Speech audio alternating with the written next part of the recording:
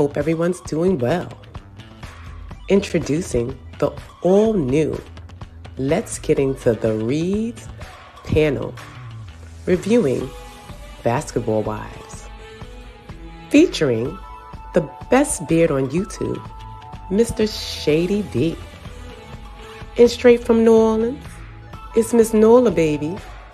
Nola Readzzz, that is. And myself, the wig, Mace Moreau.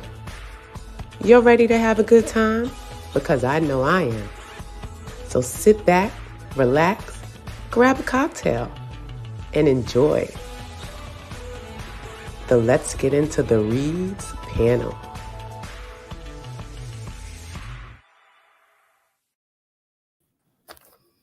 Hello, hello, hello, everyone. Hey.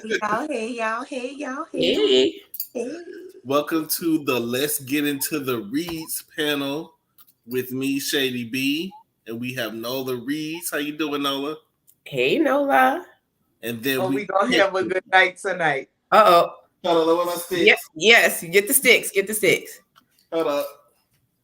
We're gonna have to predict the future. All right, y'all got your sticks and I brought my cards. Hey, y'all who are already here. Hey, Q, Branson with Ricardo, Chef Don. Hey. I'm ready for the question, Nola. Is Jennifer next love this man? No. Is Jennifer next love a dog? Jennifer was pathetic. But before we get into the patheticness of Jennifer, we also have to introduce Mace, the wig, and the natural wig tonight. Yes, give a little natural bounce, giving a little Freddie, giving a little Freddie Brooks from a different world, You got to do it. No styrofoam cups. Right. No plastic bags, none of that. Power to the people, man. Okay? Shazza. We had to have something going on because... Oh, yes, Shazza. My king. Yeah, you're right. It always seems like it's the biracial ones that be so pro-black. Yeah, it is. I'm telling you, because she had her cousin, her white cousin that was there. Like, I remember. Man. Come on, man. Let's really go down for the people, man. That was deep. I feel it in my soul. Matthew. Matthew, yes. Matthew loves you. Kim was not here for it. Y'all want to let me go back and watch those episodes. Those are I love A Different World. Those are classics. Yes. I wanted to move to the South just to talk like Whitley and say, well, actually, at the time, I did have a boyfriend named Dwayne. Nice to call him like that. Dwayne. He was like, that's not my name. Don't say it like that. I actually met Jasmine guy in person. I think she was from Virginia, but she had it was really Southern accent. Like, ooh, like it was really Southern, daddy. Ooh. But we don't even be talking like that. I don't know. I don't know where Whitney was from. I guess she was from. I think they said from Virginia. Whitney was supposed to be from Virginia. But let me just say this: as the Southern girl who grew up, and let me tell you something. All these people be talking about they South. You don't get no South than New Orleans. We so South. We were level. You hear me? Mm-hmm. Y'all down there with you don't get no further South than us. And I want to go to New Orleans so bad. Like before, that's my bucket list. I want to go to the grave site of Marie Laveau to just absorb her energy. No, God, listen. Don't bring me when you go there. I'll meet you to eat afterwards. Yeah, I'm not going to visit nobody's grave. I am. They have a tomb. Everything's dedicated to her. I think it was her and her daughter because it's Marie Laveau Jr. Like. True story. People come to New Orleans to go visit our graves. Mm-hmm. They come to New Orleans. They have graveyard tours because people are so enamored with the fact that we bury on top, above ground, below ground. And so, listen, but that's because we can't. Baby bodies will be float. We be burying them in Lake Pontchartrain of the Mississippi, depending on what a graveyard is. True story. The first time I ever went, y'all, one of my kids' people had died on their daddy's side, not on my side, right? Mm-hmm. So, y'all, we go to the funeral, right? It was my children's great-grandmother. And so I'm walking in there, my first time ever going to a funeral, not in New Orleans. So, baby, we walking, I had me on some sandals. Girl, the dirt got on my feet. You talking about who ran up out of that graveyard, girl? Their auntie had just had a baby. I had to go buy that girl some new baby wipes because I used a whole pack of baby wipes. So I was like, Lord, the dead people on my feet. Oh my God. You know, people go to the gravesite to go collect the dirt from the grave. That's too much. They go collect the dirt from the grave. No. Because like a lot of people that do spiritual work and stuff like that, they go to the gravesite. They be driving to the gravesite to go grab, and they be copping fences to go steal that grave dirt or to go bury something. Y'all jumping in the sun. No, to bury something in the graveyard. Like that's why I don't play like my hair. I keep my hair underneath protected with a wig like this. I tell you, the wig is like my fake hijab because I don't like for like my real hair. Like your hair is a lot of power in it, and if people get a piece of your hair and they take it and go bury it in an old grave site, you be messed up. You saw Eve's Bayou. Girl, listen. No go, honey. The next time somebody passed, let me tell you, I paid my respect at the church, and then the graveyard was like right outside the church, but it was within the fence. I did not go in the fence, girl. The children was around there playing and turning fences, turning flips and stuff. I'm screaming, can't nobody hear me, so I call on the phone. I'm like, hey, tell them kids stop jumping on the people's grave. Like, stop doing that. Oh, they just playing with their ancestors. I make sure their ancestors is wiped all off of them before they. No go, I cannot. It's a rumor. A rumor is that the Queen Bee herself, Beyonce, has been buying up property all in the area of where Marie Laveau is buried. Well, where her tomb is. I mean, listen, she could buy whatever she wants. All I know is this is my good people. I done already told my children. We might live in Texas, but the day I close my eyes, y'all better not bury me out here. Ship my body back home. You know what I'm saying? I don't want to go on nobody's ground. Ship my body back home, baby. Put me in there with my daddy or put me in the wall somewhere. That's some stuff I'm used to. Girl, if my girl will haunt my children all the way down through their lineage. Their great. Because I wish they had like more of that up here, like, because I would rather be in tune. Because I don't want to be put in the ground. Like I tell people, do not put me in the ground. No. I don't want to be put in the ground. If you got to burn me and I'm giving my kids my ashes, I don't even want no funeral. I don't want no funeral because if you lay me out, I swear to God, I may jump back. I'm like, bitch, I know I don't like you. Why are you here? Ho, why is you here? I know I'm going to just do one of those, like, because I don't want nobody looking at me. I don't want nobody you could throw up a little picture, put my urn on the side, but do not, because I swear if they put an open casket, I will come back and hint every one of them. Speaking of death, we got to talk about the death of Brandy and Moses' relationship. That the episode opens up with them finishing that fight that they had last week. Catch me outside. How about that? I just feel like y'all could have showed the whole fight because it wasn't really nothing that we missed. Y'all have to split it into two. Right. Y'all really just trying to stretch this out. Right. They could have finished that up. Hey, Cleo. They wrapped that up last week. They could have finished that up altogether. I think they were saving it for Rockstar, for Angel to act like she all this around the baby. My baby doesn't like your baby doesn't like his father. Neither does the mama, apparently. Right. So basically, Jennifer, I guess she found somebody she liked. To me, Jennifer is way more aggressive with him than he is with her. And whenever I see that, hey, Lakia. Thank you so damn for sending her our way, babe. Whenever I see a woman more interested in the guy than the guy is interested in her, I just feel like it's not gonna last. Because it to me, just judging off of their feeling off of their energy, I don't think that they match. I don't think they match at all. Wait. Let me address this. Oh no, we don't eat everybody's spaghetti at the potluck. I agree. Right? No, we don't eat everybody's spaghetti because listen, I'ma just be honest with y'all. Yep. Most of us, if we making spaghetti, you know what I'm saying, and y'all be hearing us talk about red gravy, and y'all be like, oh, we don't want to eat it. Most of us be using ragu, but you have a few of us, they'll put a little of that yeast, that you know what, Auntie Flo Auntie right up in it, and then they be trying to do that. They have trying to conjure, so no, we don't eat everybody's food. I don't eat. Yeah, especially with men's in them, they'll do it like women would do it to men because they said they get you locked in. Men come, they're obsessed with them. They, it's like putting the man's shoes underneath your bed. You nail the shoes underneath your bed.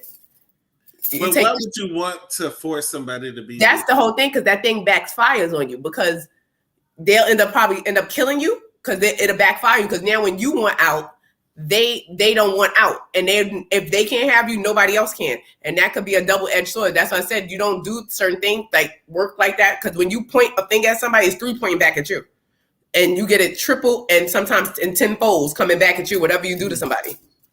That's so sweet, Deb. You ended your life because we was on Deb. Wait, I gotta say this. Deb. I was talking about you, Deb. You know, before we get on here, we be gossiping. I say y'all better not talk. Y'all better not talk about Deb Boo Jennifer too. Right. Y'all know he gonna read us our rights. Right. We're not gonna say her breath stink this episode. We just gonna talk about how desperate she is and how her dog was her only friend, and even when she went on the date, all she could talk about was her dead dog. We're going to talk about that coming up. I just feel like she's jumping too fast into relationships. And, she just left leg, hip, body. She just got her car stolen. Just try to take it slow. Don't be so eager. Just don't be so eager to jump into something. Don't talk about your dead dog. I think the date, I really think the date was like a cool date. I think that, I don't know, maybe this man knows her from TV. Like, cause it just, I don't know. Like, I don't think that he genuinely likes her, because in the preview, it just looks really awkward. And I just feel like at 40 something, you don't need to be awkward. Like, you need to get past that awkward phase. Well, sometimes that does happen, especially if you haven't been on a date in a while. Maybe. I understand that. I understand that too. But Jennifer is also awkward in herself. She doesn't know how to date. Clearly, she doesn't. We find out, is those Jennifer eyes? Does Deb know? Is those Jennifer eyes or those contacts? Girl, I'm sure she bought those. She has a different color every week. Oh, they different colors. They usually look like gray, gray. Because I always wonder if that eyes is dark brown, just like mine. Okay. Okay, I always wonder that about her and Kenya. Like Jennifer is wearing them true color blends. They blend in with your natural eyes. She got enough money. And I can tell y'all this, understand. I can tell y'all this because your girl is a jack of all trades. Because one thing I was going to do was make sure I be able to have a job to be able to take care of me. I am a licensed optician. Okay. I have taught several classes. I used to have to, that was, matter of fact, one of my very first real jobs after I got out of high school and going into college. I was working at Eye Masters, and I started off as an optician. So what I did was I would do the contact lens insertion and removals, teaching those classes for people when they were first time wearers, teaching them how to take them in, put them out and all of that. Okay, so she is definitely wearing the true color blends. They are very expensive when you get the good kind, but they blend in with your natural eye color. What kind of I'm wearing? What kind am I wearing? Girl, I can't even see your eye, girl. Let me see. They're not the color blends, I can tell you that. They not, because these was $349 on AliExpress. Yeah, no, don't do that. No, don't listen. Let me tell y'all something. The best thing you can do if you are going to order contact lenses for somewhere else, just like I have my glasses on, right? I get my glasses offline. I go to a real doctor and get my prescription, and then I put my prescription online. With contacts, there's a base curve, and they measure your eye for that so that the contact properly fits on your eyes. You can get ulcers on your eyes by wearing contacts. Yeah, and you know what's so crazy? I know that because I was an optician, but I did work at the front counter at Optical Express. So I was like the receptionist. So we learned about the measurements and glasses and stuff like that and what not to wear. But yeah, but so that's not Jennifer. You can get corneal abrasions. Like when you see people and when they're wearing a contact, it's supposed to fit directly on their eye.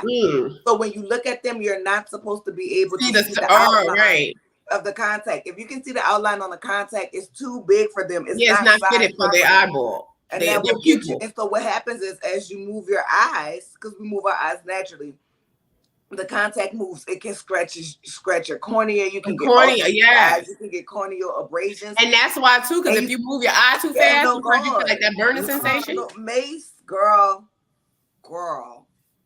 Ooh, so basically, too many people sis that work at opticals that I could be like, big on here because you have trial colors. So you let people try on prior to them so they can see how it would look on them before they order them. But even in the trials, they come in base curve and diameter because they measure your eye. Yeah, these are not my prescription ones. My prescription ones are the True Blend contact lens examination, girl. And send me I got those because I have the True Blend ones. I have those that's my prescription ones. So sometimes I just put in a different one if I want like a different color to match my wig or something. No, girl, I just go ahead and get them to tell me the colors you want, girl, and send me the base curve and the diameter, girl, so I can measure it right on, sis. Yeah, I can't be coming out to New York to be a CNI. Right, I'll be out there with my glasses on and my I want to come to New York to go on Broadway. Right, I'll be out here with Jennifer Dog. Walking around here with you with the stick like. I'm gonna have Jennifer Dog. Not even. I'm getting Jennifer. In her contacts. I'm gonna conjure her dog. But did y'all hear Jennifer when she said that she doesn't really care about having a man with a big D as long as he has money? I told you that. I said this last week. You saying that's why she was with Leg Hill Body? He was a chicken man. He was on his way to being Chicken King. He was opening restaurants at that time. He had the show. At that time, he did not have a show. His mama had a show. His mama had a show, but it became about Tim opening restaurants. Every time we turned on Sweetie Pies, what was Tim doing? He went and bought the train card in LA. He was fooled by his mama for opening restaurants. Right, but then because he's opening them in her name. So then he switched the name a little bit. But at the time, he's presenting himself as the Chicken King. Like the way he's presenting himself is like, I may smell like chicken, but I got money. Look at this booty. This is Chicken King, and that's the berry. I think she's approaching it in the wrong way. I just feel like if you're looking for money, that's all you can find. Listen, let me tell you. That's why she's never going to find a man that really like loves her genuinely. But listen. I'ma just be 100% real. Y'all know I don't know no other way to be, and I ain't even trying to offend nobody, but I'ma just say it. You know what I'm saying? Listen. I know y'all don't want no shrimp cocktail, but you don't need no real life eggplant either. If y'all know what an eggplant look like for real, and if that man know how to turn them angles and hit them spots, you know what I'm saying? You can still work with that. What you can't work with is broke. What you can't work with is bad credit. So I don't mind her looking for somebody who is established, because I believe in some kind of way Jennifer is established, you know what I'm saying? Well, she has something, and I ain't trying to take care of you. Like, it's one thing when we've been together, we done built this. Well, we know for sure Jennifer got good credit because she stayed with a car. Times get hard and you lose your job, then it fall on me. I ain't about to leave you by the wayside. We've been here. We built this from nothing, but you can't have that kind of attitude with somebody you just met, because we ain't building from nothing. I already got something. You know what I'm saying? So I don't want nobody who don't have nothing. Then you won't be whining and dining and romancing me. And then you got all this child support. We get married. Now I'm responsible for your back child support. No God. So I'm not mad with her for looking for somebody with something. I just feel like look for other things besides the money. You know what I'm saying? The personality. Do y'all have chemistry, baby? Because one thing about it, when you can talk to a man about some things on a deep level, baby, that's the best foreplay you ever had. When y'all can have some conversations deep down inside, and while y'all talking, he get the rubbing on your thigh, and you like, yeah, that's a bad. He say something that's very intelligent, it's got you like, ooh. And then that's not what she looking for. That's not what she looking for. No, I didn't say that's what she doing. I'm saying I want her. What she want is that money. Yeah, that's what she has to not be such a like an outright gold digger. And when you outright gold digging, probably found on Pinterest, Alibaba, you know what I'm saying? It was like, oh, he got it, but his demeanor don't give me he got it. Like, I understand wealthy people, they be walking around here in their Levi's and some Chuck Taylors, you know what I'm saying? And they have all the money in the world, but he not giving it. Because you become not their woman, you become an investment. This is why Tim and his basketball hips was stalking her, because she was an investment to him. She likes a shrimp cocktail, so I think he was spending all the chicken money on her, because Jennifer's not cheap. Jennifer is going to want the Chanel. She's going to want the Fendi. She's going to want the Prada. And Tim was probably buying. If you really fell in love, you wouldn't care about the money. Like, if you really fell in love with somebody and it was broke, It happens. Like you can't. No, you can fall in love with someone broke, and like I said, that I understand her wanting financial security because what women don't want, you want financial security. But when you go in as a gold digger, like, well, I'm definitely not messing with him, not unless he has this amount, not unless he has this amount. You become their property because eventually it's like, I bought you, girl. Where you think you going and I bought you? I just don't feel like beggars can be choosers. And I don't think people are knocking down her door to date her. So I think she should just, no God. Take what she got. Listen, ain't nobody knocking down my door to date me either, but I'll be damned if I take the scraps out the scrapyard. No God. I'm going to tell you like I say on my channel. Go with God, go with grace. Yeah, I don't think she should settle. I think she needs to change her outlook. Stop trying to just go and look at men as a wallet. Exactly. So damn, she want to know where the money reside, where the money reside, where the money reside. Shout out to Really B. Right. I love she should know. She's been in the industry for a while. She know where the money resides. No. But that man, but they know what her breath smell like already. She needs somebody. She need to hook up with Lori Harvey. Lori Harvey is the GOAT. She's gonna get him and leave him. That's who she need to be friends with. Over here trying to be friends with Evelyn. You need to. Well, maybe she could be the next Beard. I mean, not Beard. I mean, she could be the next girlfriend of Michael B. Jordan. Y'all need to stop. We talked about this last week. How y'all be trying to emasculate these men. I'm not trying to emasculate him at all. But I think I don't think he was into her. I think he was because Michael B. Jordan was looking heartbroken when he was at the basketball game. And they were just showing clips of him. He was just looking. You could tell when somebody just been through it, and he looked hurt. He looked really hurt. But this have made her coochie facts go up. Her dealing with Michael B. Jordan and breaking up with him. She can't go back to bullshit now. She has to go up. But she was with Diddy, and she dated Diddy's son. But this is what I'm saying. She went from the son to Diddy to Michael B. Jordan. It's like, who's next? The president?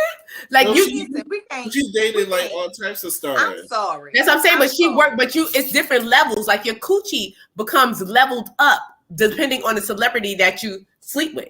Because they all sleep behind each other. So if Puffy's sleeping behind his son or even dating behind his son, because we don't know what she's doing with these men. She don't even have to be sleeping with them. But whatever she's doing with these men, like you dated behind your son. Your son was rumored to date this girl. Now it's you. Like she keeps going up. Like at least she's not falling down. I mean, listen. First of all, oh my God, oh God, no God. Because I mean, I'm sorry, my coochie is not valued based on no man. My coochie in that industry, not mine. No, I'm just saying. Period. Like at the end of the day. When does a woman cootie cool become valuable by the men she's screwing? You know what I'm saying? Like, listen, understand this.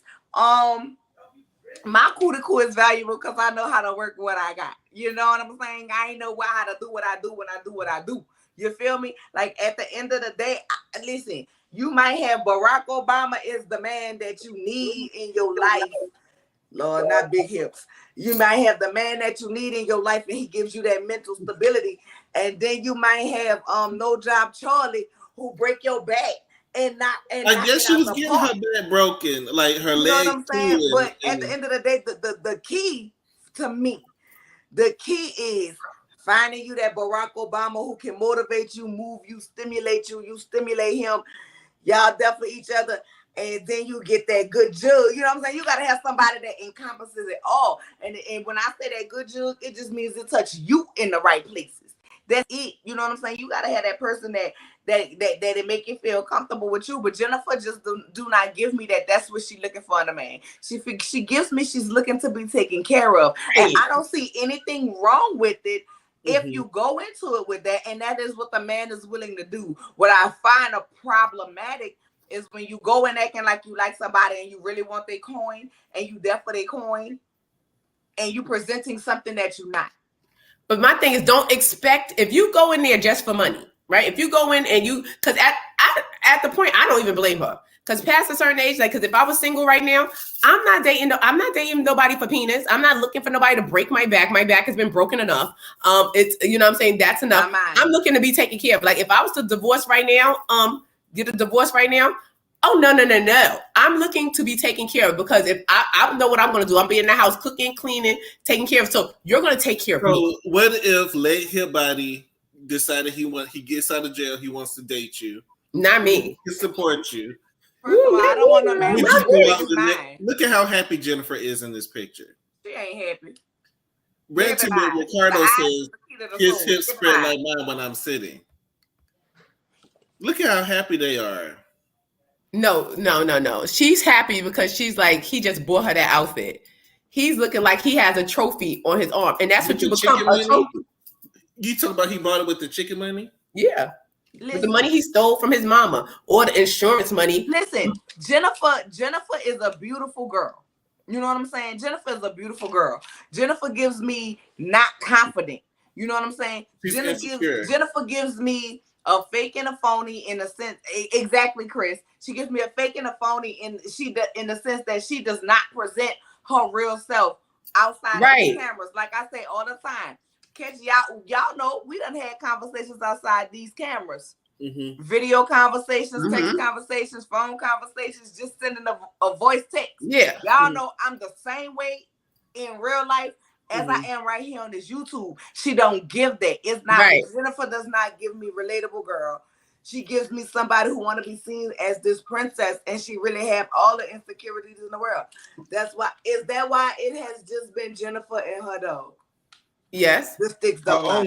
Exactly, because she's very phony. Like you said, she's not authentic. She's not genuine. So when you're going in a relationship not being genuine, like I said, you gotta love me and my Cleo. When I take my wig off and I got my cornrows to the bike, you're gonna have to accept all of me because this wig comes off. That's why I said all this doesn't matter. Like how you look and it's what's inside. Because when you laid up at night and your wig come off, it's who you are as a person. And if you're not genuine initially, what do you expect for the guys to do?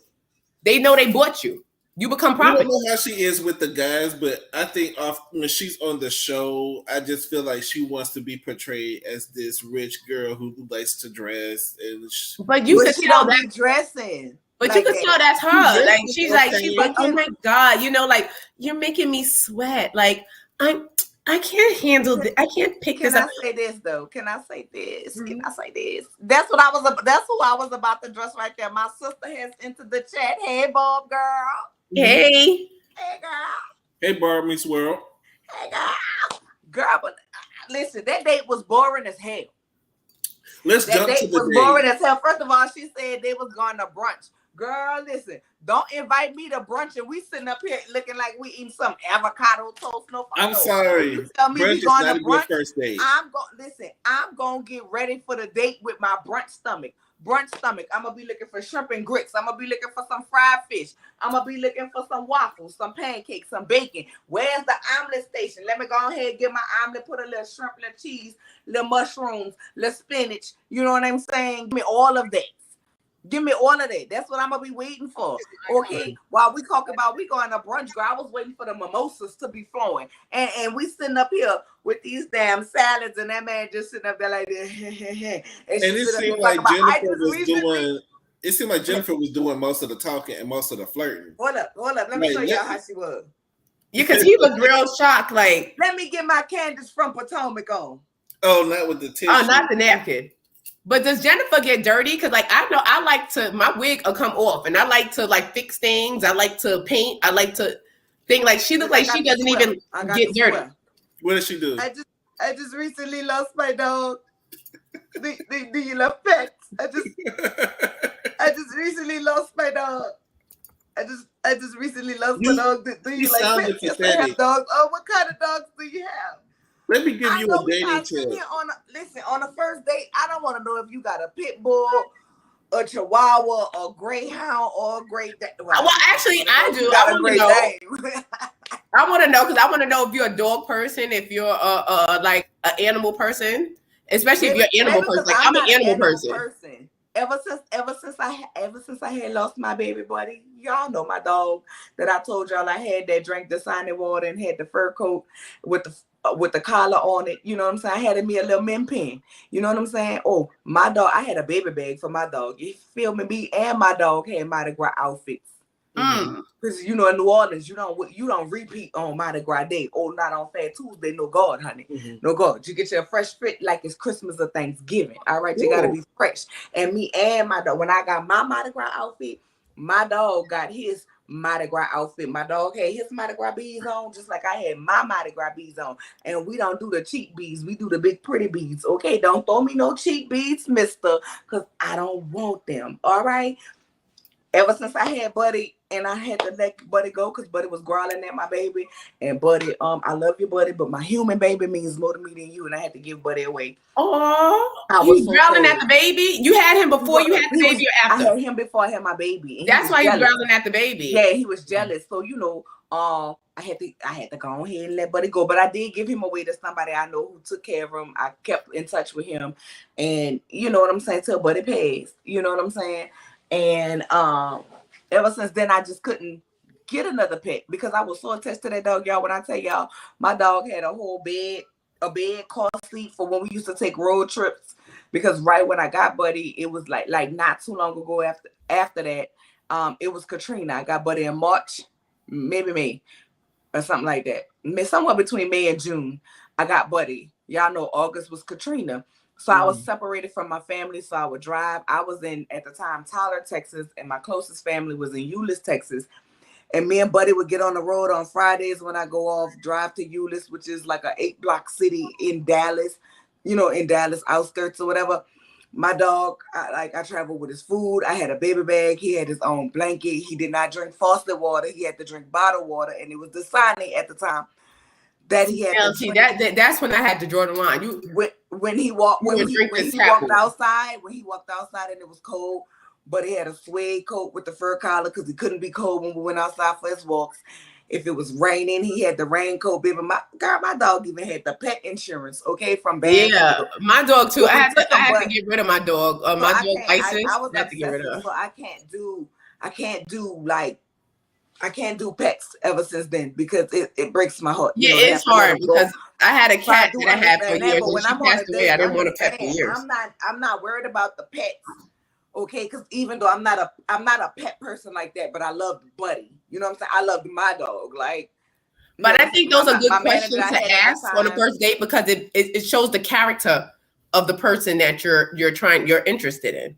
A lot of times, people that don't, if you don't like animals, I have a cocker spaniel, and he might be around here just having a cocker spaniel to breed it and sell it. That does not mean that he's a good person because some people will treat their animals better than they. That's me. I just think that her saying that her dog was her best friend and that was the only person she trusted and you know, it's just coming off as lonely woman. You don't want to look desperate on the right. And you had some dating advice you want to give the people. But also, I wanted to get back to Angel Brinks because I just found it interesting that she's about to have a baby gender reveal, and you still have not told your mom that. Yes, with the earrings, And let's talk about her fashions. Angel Brinks maternity wear. I'm not feeling it at all. I know she likes to wear tight clothes, but everything, even the confessional, she just looks like a garbage bag. It just does not look good on her. It don't look right. And then she's pregnant and it's too much. Yeah, she's like, and then when she's getting bigger, she's like short and compressed. So she don't have no neck, and then the earrings, like I'm like her earrings look like a Barbie doll. This is what she wearing. She wearing like this. She is sitting there like her chest is up to her neck. The earrings is hanging on her breast. Like she's real compressed. Like when he said she looked like, you look like Princess Jasmine. I was like, no, she does not. She's like a gnome. She's giving look like Princess Peach. I'm sorry, I'm not in this. She looks like a gnome. Peach. But she looks like, you know, when you get that plastic surgery and then you gain weight, that weight doesn't look good on top of that surgery. And you so little, and like I don't even know how tall she is, but she looks like she's very petite. Like she's just giving, I live on the front lawn. And then on top of that, you're scared of your mother's reaction. Are you scared because you know that Rockstar is not the best father for your child? Or do you feel like Rockstar is going to be an embarrassment to you? Is that why you haven't introduced him to the family? Basically. I think she used the pandemic as an excuse. Mm-hmm. You know what I'm saying? Because Angel, from previous seasons, like I said, well, the seasons that I missed, Angel wasn't on there. But from previous seasons, Angel and her mama was like this. Mm-hmm. I think Angel know that her and Rockstar had some issues, and it's very clear because she was just in her confessional with her Candace, where she was crying. You know, she didn't have her square fold. Mm-hmm. Candace needs to sell these. I mean, if Candace don't get no folded tissue napkins and put them on the market. But she was just in her confessional saying that she don't think that Rockstar was going to be there and this, and the other when they were arguing. And just because they're in a better place right now does not mean that she feel like they are going to be together. They're just in a better place right now. And being that her mama already went through that with her last, you know what I'm saying, with the Angel's last baby daddy, I just feel like Angel knows that Rockstar got some shit with him. You know what I'm saying? And it was easier for her to keep that away from her mama during the pandemic and everybody came converse and this, that, and the third. And so I feel like that's why she's kind of kept that from her mom, because she know he on bullshit. Because he's like a child. She already know that he's immature. And like even with the previous boyfriend who was a basketball player, the mama had expressed to her that she didn't think that this man, like, even though he may be like a good provider, he may not be a good husband. He may not be. Mims, I'm sorry, I didn't mean to cut you off. Mims, you missed me and Mace Paris is Burning versus Pose. You and So Deb missed the live, but we crowned y'all the Hoochie Daddies of the year. You guys are the Hoochie Daddies of the year. Yeah. Not the Hoochie Daddy award. Because Mims had on these black striped shorts. Mims know what he be doing. He on these black striped shorts showing all his style. So you saying that Mims be thirst trapping? Is that what you're saying? You know he a Hoochie Daddy. Mims be in the gym, all you see is Mims' body doing this. He be like, hey y'all, how y'all doing? He like, what you want? Now what you real smooth with it. He like, hey y'all, how y'all doing? I was just dropping it. Ricardo says he ain't nothing but a Hoochie Daddy. He gonna pause with it. Right, and so Deb had his orange pair of Hoochie Daddy shorts laid up. I was just dropping in. Guys out. He gonna give you a smile, then he gonna go back to what he say, and all you see is that body going like this. I said, ma'am, know what he doing. Come on, Hoochie Daddy of the year. Then so Dad won't get up here and pose with his legs, hips, body, lean back. They Hoochie Daddies. Hoochie Daddies of the year. Last year it was Hot Girl Summer, so I guess it's Hoochie Daddy Summer. It's a Hoochie Daddy Summer. I'm here for it. I'm gonna need Mims to put back on them shorts, them black and white pinstripes, the stripes. Mims say So Deb is the king of Hoochie Daddy, baby. One of y'all the king and one of y'all the prince. Y'all figure it out, but baby, y'all bodies be giving. I just want y'all to know. Y'all be giving. I say, well, they getting ready for the summer. They about to have the people turns out around here. Mm-hmm. I guess they said they're trying on Hoochie Daddy shorts on Mims Live. So if y'all want to go over there and see them on Hoochie Daddy shorts, I'm here. Maybe I gotta go back because I'll give my comments. Right, I'm here for it. Go ahead. Let me go ahead and tap my thank you and my thanks of support. Let me go ahead and I'm watching on the big screen. I can't even watch on my phone. I gotta zoom that right to the TV. I want to see it on the TV. Mm-hmm. Have me in here like Phaedra. Mm-hmm. So next we're gonna just jump ahead to, well, I guess we could talk about British and her pretending to be mad at Jackie for a minute. Like we said last week, Jackie didn't need to stay out of people's relationship. I think she's just gonna piggyback.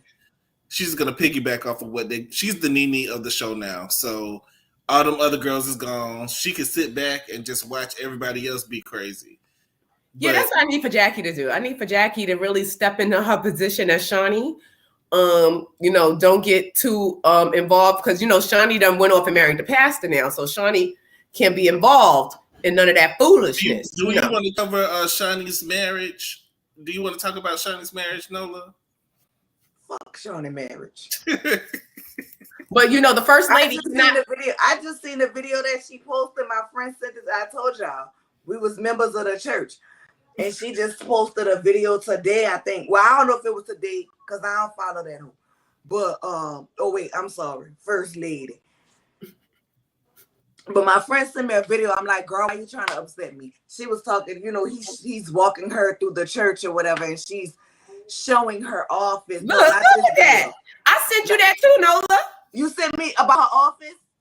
Yeah. I didn't see yours, but her office. We went to the that was a sanctified. You know what she did? Not this. Not this. It's another video. Yeah, when she's walking through the office. And he's showing her this right here. I'm trying to figure out what she need an office for.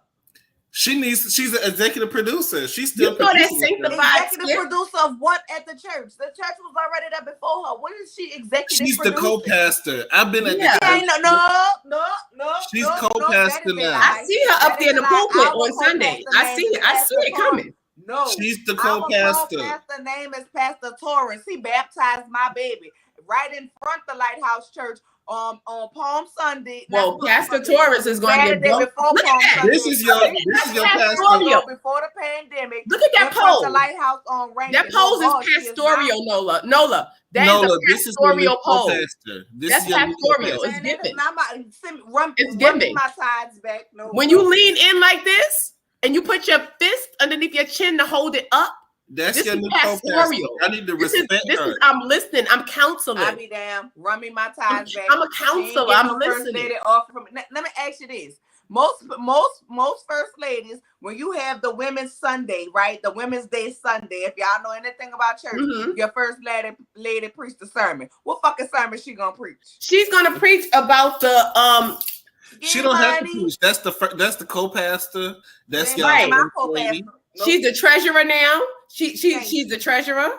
She's the co-pastor. She wants to know where the finances is going. She wants to know everything. Let me tell you something. That walk, did you see that sanctified skit? That skit was sanctified. She was like, one thing about the Lighthouse Church, baby, on the fourth Sunday of every month, we get a rundown of what the church done spent their money on, okay? So if she want to know where the finances is going, she can sit her ass up. Look at that. Look at that flowing dress. That dress is flowing. That dress gives that dress gives sanctified. That dress Don't care. Until she make a statement of apology to women that look like me, I will never respect her and honor her. I almost felt something. I almost felt something. Seeing her stand next to TD Jakes, I almost felt. I felt your face right there. There go your face. Look at them. Look at Evelyn Lozada. She gonna get her man too. She about to get the She about to get somebody too. She's like, she gonna be like Shawnee. She's collecting checks now. She gonna be like Shawnee. I'm gonna need you. You know how she say Shawnee. She say Shawnee name like she could eat her boo boo. Shawnee. I'm gonna need you to hook me up, Shawnee. That's what you gonna have. I don't think Evelyn wants a pastor. No, she may do good with a pastor because pastors are freaks. Look at John Gray. Pastors are freaks. So if they're into and she says she's very sexual too. So they're gonna be tied up. In the name of the Lord. Some Earl right here. You want me to anoint you? Is that oil or is that the EBBO? Is that the extra virgin? It's virgin. I'm gonna close my eyes and put my hands on it. Right. You want me to anoint you? You feel I want some of that shiny anointing. That's right. She gonna be selling her oils down to the church. I ain't buying it. Look at that dress. Next. That dress says take over. Next. That dress says take over. Look at that. Perfectly fine with the first lady I had prior to her, Felicia Henderson. How about see y'all about to make you need to talk with him about that. He don't want to kick his wife out. Right. She's like, who? Felicia who? Who's that? She know because she befriended her. She know because she This is giving she was all up in that lady house. Realness. This is giving first lady realness. Look at this blazer. She has Look at her shoulders. She has this shoulder says sophistication. I'm sanctified. I hold the church up on my shoulders. That's what it's giving. Look. She ain't holding no church up on her shoulders. We was already established before she came. Thank you, Chris. Thank you, Chris. That's anointing right there. Yeah, that is the spirit. To take somebody's husband and be co-pastor. Right. It's a lie. When you go in the pastor, he said this was God's plan. And you end up being his wife. Get the fuck out of here. She said that was God's plan. That was God's plan to give you somebody else's husband? Oh, okay. She said God no what he does. Work like that, but okay. I'm skipping ahead. Let's go ahead and jump to that gender reveal because the rest of that didn't matter. The rest of the episode didn't matter. So Angel Breeze decides that they're gonna have a gender reveal party. If you feel like it's a girl, that she wants you to wear pink, and if you feel like it's a boy, she wants you to wear blue. So how do you feel about the mom finding out really basically right before the gender reveal that she was pregnant? The mom is disgusted. And over the phone. This is why the mother hung up on her. She was like, Mom, I'm pregnant. And the mom said, click. That's why you didn't hear nothing else from her. Because like I was saying earlier, the mom already warned her about the basketball player that she was with. She's like, he may be a good provider, but he may not be a good husband because he's on the road. He has access to, certain things. And now you brought an immature child and having a baby because Rockstar acts like a child. How many? You're going to have 4 children, not 3. You're going to have to always keep him in line, like keep him together. You see how he acts? Like, it's just very immature. And this is when the pandemic goes wrong. Like, It was kind of sad to see a grown woman scared to talk to her mom. Like she's embarrassed.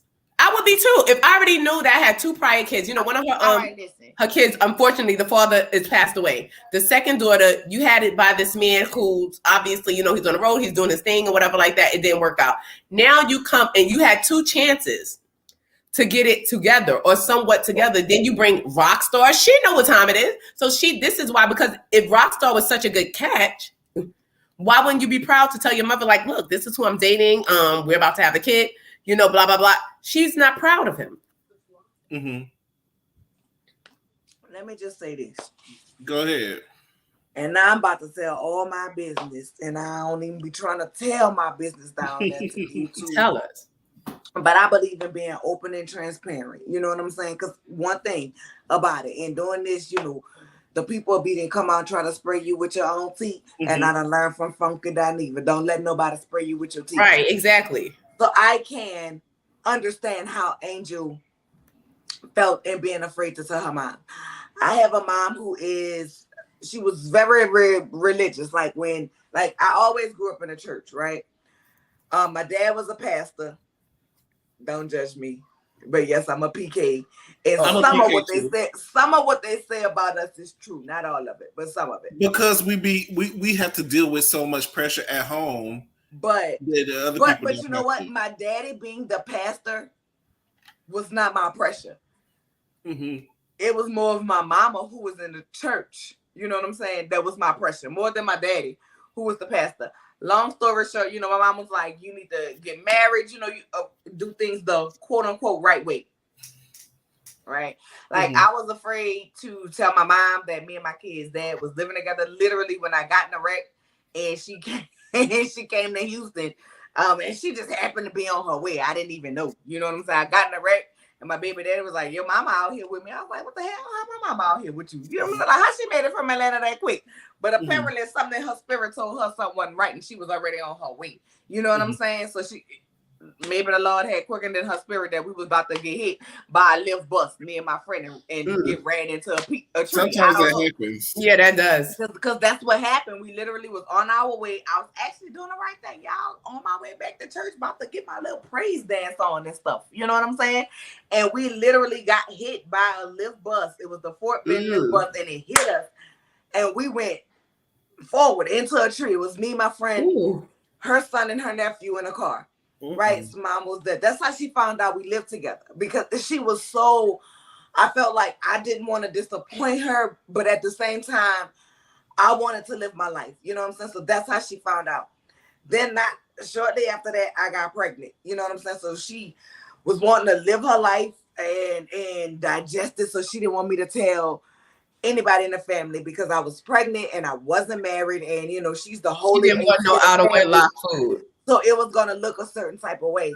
And so me and my children's father's sister went to New Orleans. It was Bayou Classic weekend, and I was pregnant with my first baby. And my family knows, you know, they knew I'm gonna drink, I'm gonna turn up, we gonna have fun. It was like, you're not drinking. I was like, nah, I'm gonna get something later because I was gonna, like, you know, try to mix me some apple juice or something in a cup and act like I had me a drink. And she was like, she busted me out to my family. You know what I'm saying? Because I was trying to respect my mama wishes. And she like, she can't drink, she pregnant. And my family was like, you pregnant? I was like, yeah, I'm pregnant. I'm 8 weeks. And they was like, can't. Everybody was excited. They was like, nah, you can't have nothing. Sit down, don't do nothing, have fun. Right? So cool. Everybody knew about it. My mama was there at the time. Nothing. You know what I'm saying? Like, everybody know now. So it was cool. When I got pregnant with my second baby, y'all, I did not listen to the doctor. I am a firm.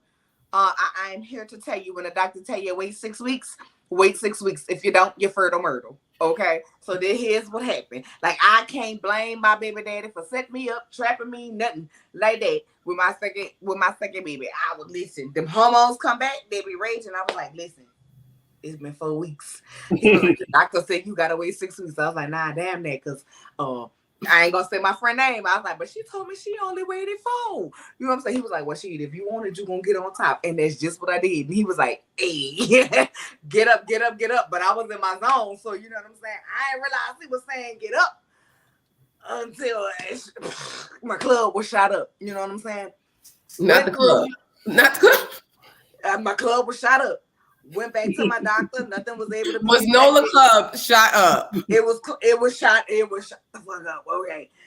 Needless to say, went back to my doctor. Was still having a cycle every month up until I was 6 months pregnant. And then when I found out, I was like, fuck. Right. You know what I'm saying? And then literally I found out, and my baby came like 3 weeks later. After I found out she was a preemie. You know what I'm saying? When I had her. But that's another story for another day. But I was like, how am I tell my mama this? You know what I'm saying? And when I told her, she was like, you just gonna keep having babies for this man? Like, you're not gonna make him. So you don't necessarily want to have to hear that shit. I get it. You know what I'm saying? So I can understand Angel in that point. And I promise to God, if anybody don't believe me, I will tell y'all, I went through Mother's Day of 2008 pregnant. Mother's Day of 2009, I had 2 babies. My first baby was born June 20th of 2008. And my second baby was born March 2nd of 2009. They are the same. They are the same age from March to June. Right now I have 2 13-year-olds, and when we go out in public, people say, are they twins? And when I have to fill out information and I'm like, I'm their mother, and I'm putting their date of birth, and people looking at me like, how the fuck you did that? Yes, I went through one Mother's Day pregnant, and the next Mother's Day I had you like my mother babies. That's what my mother did. My brother and my sister, they turned the same age. Although they wasn't supposed to be that close together, because my second baby was born at 28 weeks, like literally 2 weeks after I found out I was pregnant with her. I went to the doctor. They gave me a test called a fetal fibronector that says that I was at risk of going in labor within the next 2 weeks. They gave me, y'all, I was young and dumb. Understand? I was young and dumb, so don't judge me. But if y'all do, I don't care. They put me in a hospital. They gave me injections to help speed up the growth of her lungs. And so, the day I got out of her hospital, it was on a Wednesday, and that weekend coming up was Mardi Gras weekend. Baby, I was walking. I got out the hospital and got in my car and drove to New Orleans. I'm like, if this baby gonna come, baby, because my first baby was born here in Houston. I was like, oh my God, I need a baby born in New Orleans, because all I ever wanted was 2 children. Ended up with 3, but I got my son and I'm happy for it. You know what I'm saying? But I was like, somebody gotta have a New Orleans birth certificate, baby. So I went home. I'm like, shit, if this baby gonna come, let me go ahead and walk this baby down. They done gave me these shots for these lungs. You know what I'm saying? I need a baby to have a birth certificate that's in New Orleans like me. Y'all know that little heifer ain't came. That little heifer did not come. That Tuesday, I stayed in New Orleans. I rolled back with my cousin. I'm in the car like, oh my God. She was like, bitch, don't you go and lay back my motherfucking car. I just had that detail. Needless to say, I didn't win in labor the next week. Went to the hospital, had a hole in my water bag, and it was like, listen, you either gonna have this baby or you not gonna have this baby. I was already 3 centimeters dilating, acting like I was dying in case I was in active labor. Because one thing about me, I didn't want to feel no pain, baby. Yes, give me the drugs. No natural. Wasn't doing it. But I'm saying all of that to say, I done told y'all all my business, and I don't even care if y'all judge me, girl. That was my man, and yeah, I had babies back to back, but they got the same damn daddy. Matter of fact, all 3 of my kids have the same daddy, and I'm not judging nobody who don't. Mm-hmm. But just in case, y'all want to sit up here and talk about me, understand. 3 kids, 1 baby daddy. Okay? Mm-hmm. But, you know what I'm saying? I understand not wanting to disappoint your mom. Like, at the end of the day, you want to live your life for you, but you still feel some type of obligation to the parent that birthed you. You know what I'm saying? And you feel some type of way about disappointing them in the dreams. I think a lot in her instance is that she was warned before. Like, her mother warned her before. So it's like, all right, come on now, maybe. If you warned me before and I went back and I'm doing the same thing, it's probably a little bit like, oh my God, I don't want to tell her because I don't want her to judge my relationship. Because as soon as she meets Rockstar and he starts giggling and he starts, well, she knows that she's gonna judge the relationship. Like Nola said, a lot of times we don't want to hear it. Yeah, she don't want to hear it, right? Exactly. So she, especially relationship with that y'all felt like y'all mama was gonna judge. No, that's especially, and if she had already told me, like, warned you, like, look, if you got to be more careful about who you're having babies by, and now you're pregnant by this man. Why are you shaking your head? I'm saying it from being a mama. I'm letting you know right now, I am very judgmental about whoever come up in your life. I'm sorry, y'all. I'm not talking to y'all. My daughter's standing up here. I see you reading somebody in the corner. My daughter. Don't be judging me. I'm very judgmental. I'm very judgmental. Don't judge me, mama. Don't judge me. But that's how moms are. And I understand this. I'm a mama that believe in the click-clack. Play with mine. And I'm pulling up to your house, your grandma's house, your grandpa's house, whoever house with Boosie. You want to start shit? You want to run your mouth? You want some gangsters? We gonna set it off. Me and her daddy. I swear. Well, I said we gonna set it off. And her grandmother and my 90-something-year-old grandmother who barely can see out of one eye and be doing like this. We'll pull we will pull up. Yes, God, don't play with my kids. Don't play with them. And I ain't embarrassed and I ain't ashamed. I'm a ride for mine. And Angel know that about her mama. I'm gonna do a question like we did on the polls versus Paris. Rockstar got some fucked up qualities that her mama ain't gonna rock with. You know what? Yep, that's so true. But since we were talking about Rockstar, I'm gonna give $5 to the first person in the chat. In honor of LGBTQ and Pride Month, where I'm a member sometimes, but I'm an ally all the time. And I'm mad I didn't know all my life Queen Latifah was gay. I could have been married to Queen Latifah. You didn't know that? I thought, but she never came out because I would have pushed up. Like, it was obvious. I knew, but she never came out. She never said anything directly. Girl, you haven't seen the pictures of her with her girlfriend? Queen Latifah was living that what's understood don't got to be explained life. We already because I could have been Miss Tifa. She been out there, Mace. I know, but she never said it to me. And I could have been Miss Tifa. Now she with somebody else, got a baby and everything, and it could have been me. Been with her. She been with her though. I know, but before we get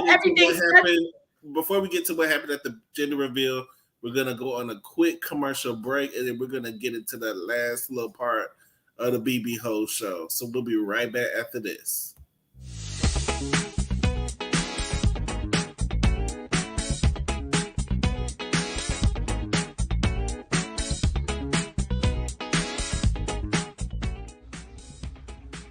Hey guys, hope you're having a good time. By the way, don't forget, hit that like button. And if you're liking, you might as well subscribe. And drop a comment below. Come on guys, let's get into it.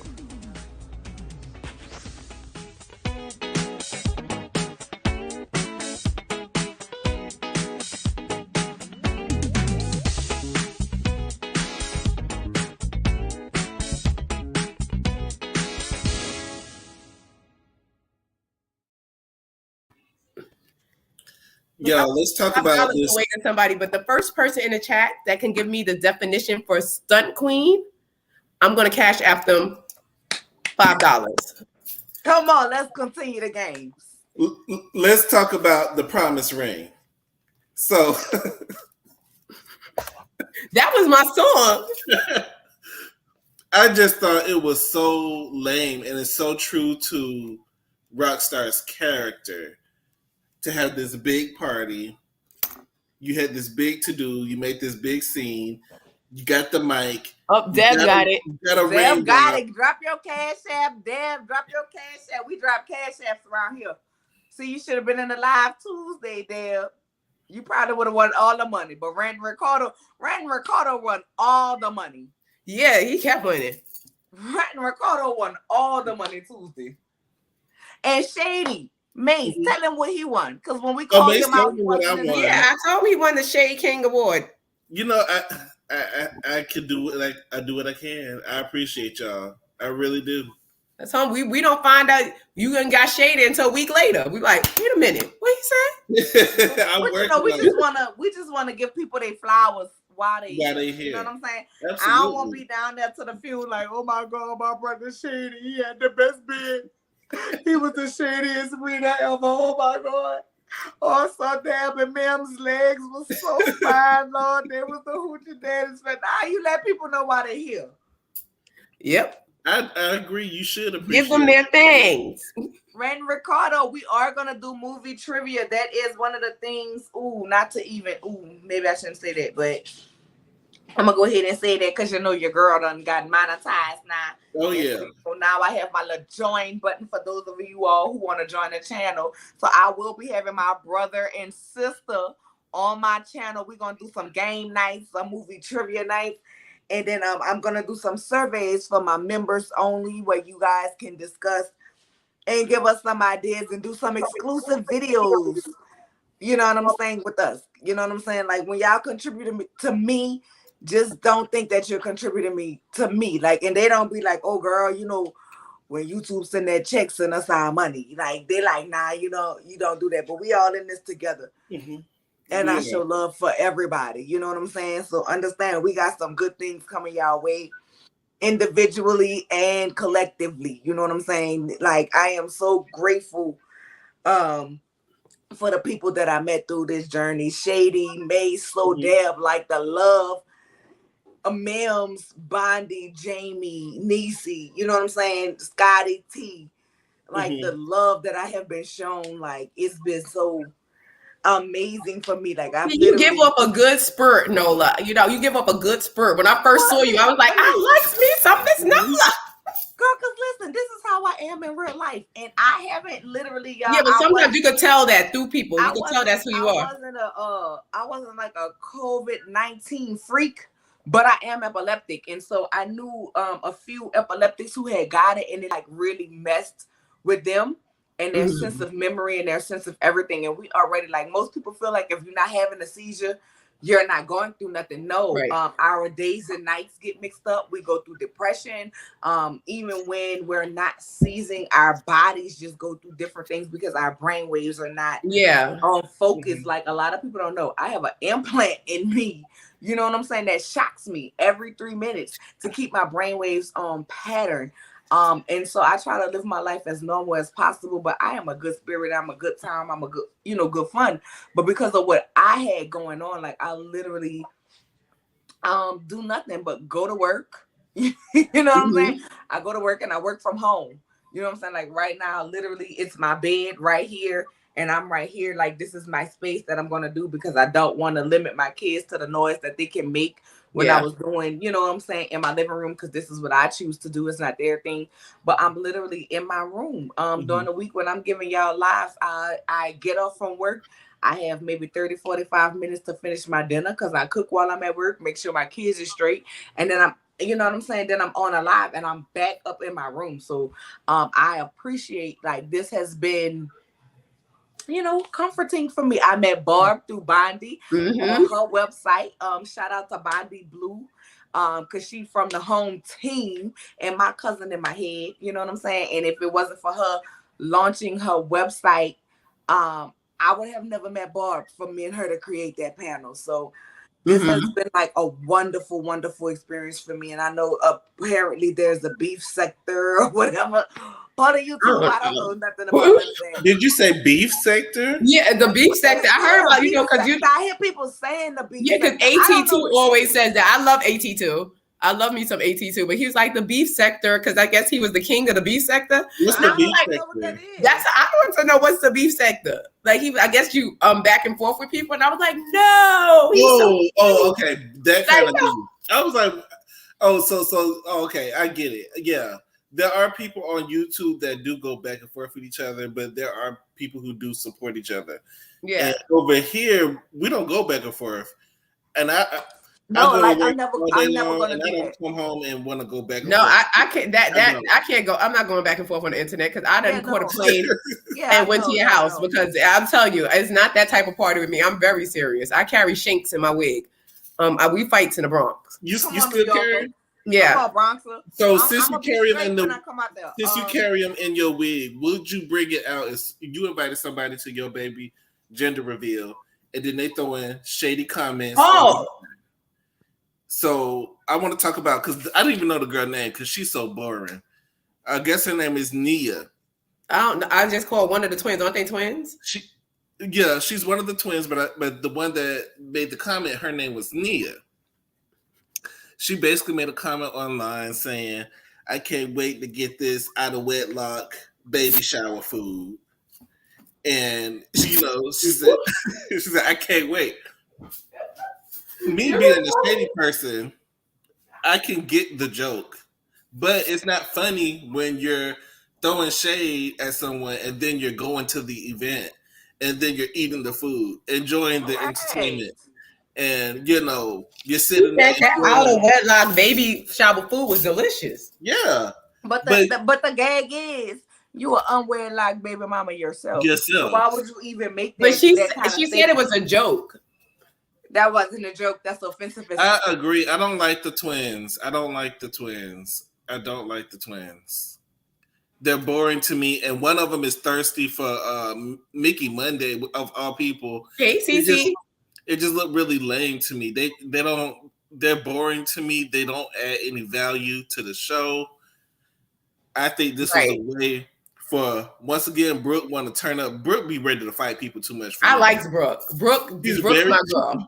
Brooke could do no wrong to me. Brooke always be trying to fight.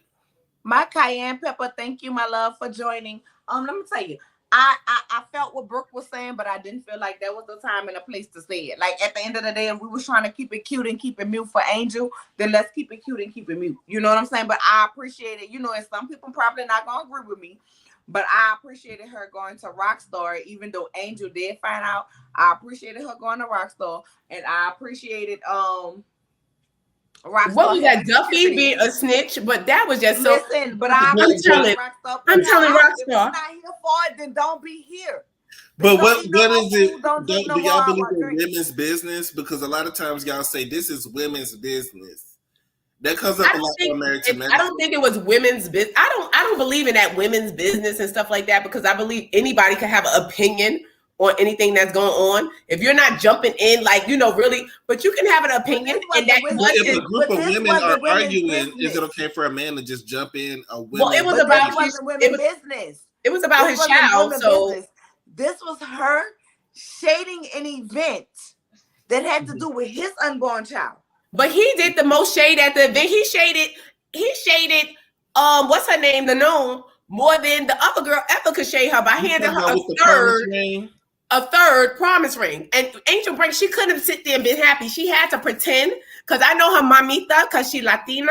The mamita was looking at her like, ay Dios, another one. Fulio, estúpido.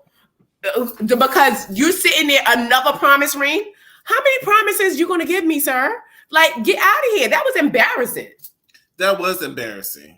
He shaded her way more than that girl. Everybody thought that he was going to propose, and then you just... Yes, that's what I was going to say. You just gave him a promise ring. That's what I was going to say. Listen, let's back up. Can I back up for just a second? Go ahead. Can I back? I need to rewind for just a second, because first of all, we had the helicopter. come and drop the blue smoke, right? Mm-hmm. Then we had the synchronized swimmers. Then we had Neo, and they jumping in the pool, and they're like, that was a lot. And then we had Neo up there without his hat on. I'm not done. God damn it, I'm not done. Then we had Neo coming up. And it's all in full-blown turtle mode. He didn't even have a hat on. And it's all because never get with his light skin. He always has to have a light skin with him. So listen. We had the helicopter, we had synchronized swimmers, and we had Neo. And they looked like they had some good and then too. We had the jurymen. The food did look good. We had the jurymen come and bring in the letter baggie. I'm sitting here like, oh my God. Oh, Angel. Don't get the clothes in there. You knew what he was doing in that moment. And then, that's why her mama. What made it even worse was that this fool say, you know what they say, first come the promise ring. Yeah. And then come the marriage, but you had to already gave her promise rings. 2. You gave her another promise ring? 3. Oh God. I just feel like once you get past high school, promise rings are out of style. You done had a helicopter, synchronized swimmers, and Neo to come give me a third promise ring. Rockstar, fuck you. Fuck her you. Mama is somewhere like, you need a peach, just like goddamn K. Michelle said, because you a housewife, bitch. I feel like he was setting up the drama. No. Angel mother is somewhere disgusted, like, ay, mamita. I was disappointed then. I was disappointed when Angel I'm done then. Her mom, that this is Rockstar's dad, and Rockstar dad is like, your daddy is so, your daughter is so beautiful. They told, Rockstar loves how your family is this, that, and the third, and da-da-da-da. And the mom was like, I wish I could say the same. Girl, my daughter's better not ever. I'm telling you right now. Don't you bring no. That happened to me. I was invited to. And his family know all about you, and our family, but I don't know nothing about him. Or that happened to me. Well, I'm sorry. What happened with you? Say the same about your son, because neither him nor my daughter had enough respect for me to get to know you and your family, or him and your family the way they did for you. Girl, I was invited to a baby shower by a close relative, and I had no idea that they were even having a baby. Mm. And I found out the week prior to the baby shower. So I'm being introduced to the pregnant girlfriend at the same time. It was just awkward. Can I just say it was something? Different. Can I just say something? Maybe people don't like to announce certain things. It probably something that I should not sleep, and my wine done kicked in. Uh-oh. The wine that made you unwind. The wine has gotten me real loose. Mm-hmm. And the tongue is real loose. Y'all know how it be. Y'all know Shady about to get loose anyway because he got his killer this week. The killer. Uh-huh. Understand this. I am the person in my family that has no filter.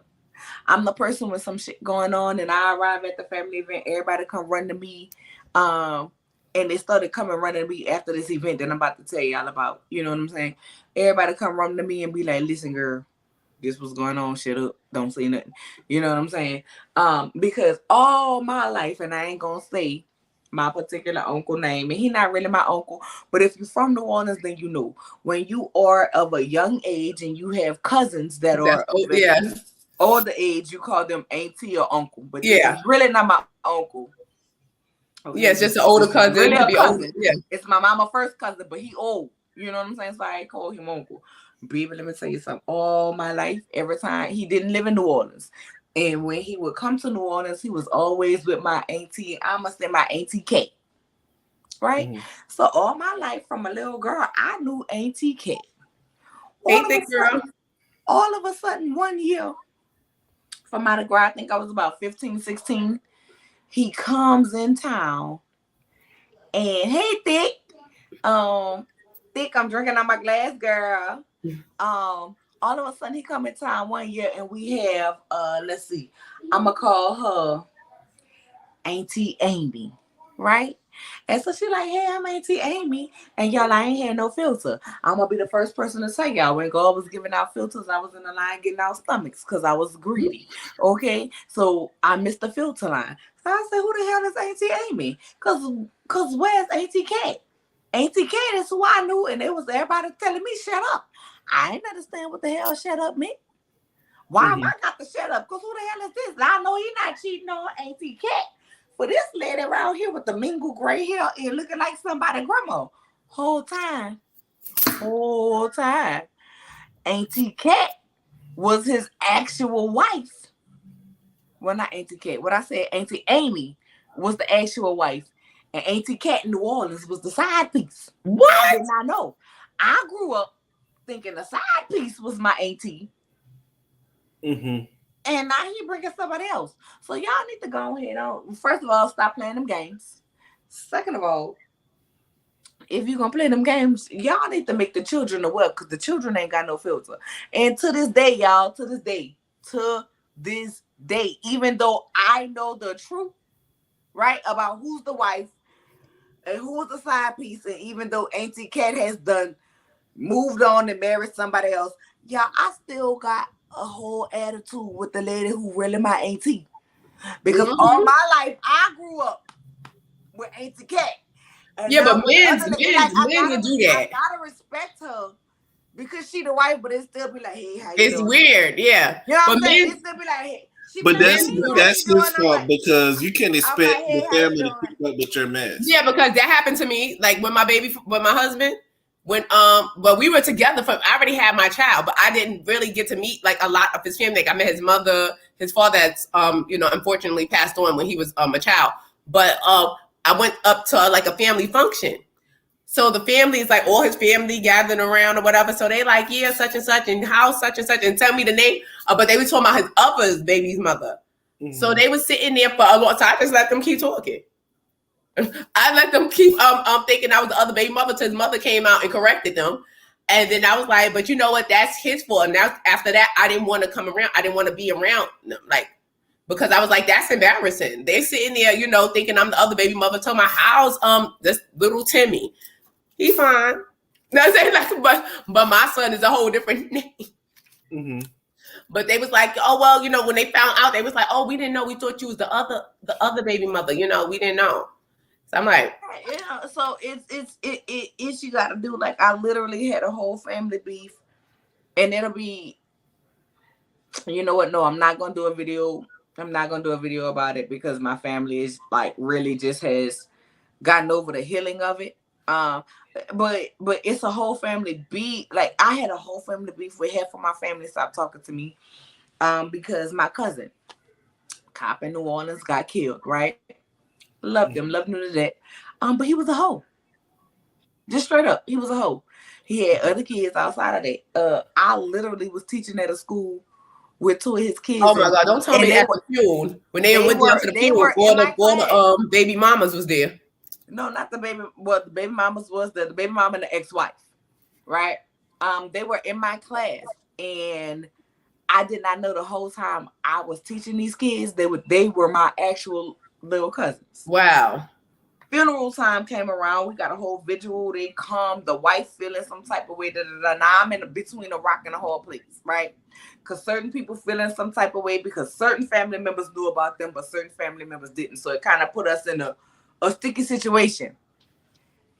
They were my students. They were my students that when they came to school hungry, I bought them something to eat. Not knowing the whole time. Those your family. They were my family, right?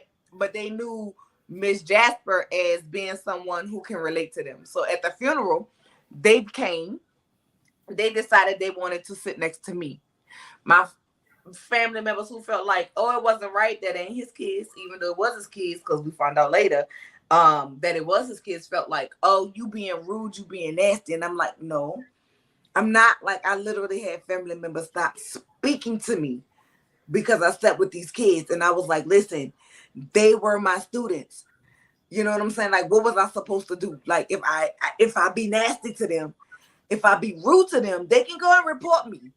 And I'm going to lose my job and my way of taking care of my kids. You know what I'm saying? So they wanted you to shade down the kids? Yeah, it's not fair to bring the kids into the bed. And then the thing about it is, like, my cousin wasn't even married to this whole new Well, kids get dragged in by way of their parents. Like, your parents should be doing the fuck shit. Because I'm a free opportunist. Like, the thing about it is, if I don't mess with you, I don't mess with your kids either. Like, they had been divorced because they had been divorced for a couple of years. Matter of fact, their kids, her new boo and his new boo, had went on a cruise together because they was trying to do like whatever. That was their thing. You know what I'm saying? Whatever. I ain't about to discuss that because they ain't my business. But the thing is, that's why I'm saying make sure Also, make sure you got your business in order, baby. Because my little stepmom that I had when my daddy passed, baby, that bitch took my insurance money. I can't wait for that bitch to croak. And y'all can talk about me all y'all want. The same way she took my money, talking about my daddy had a son.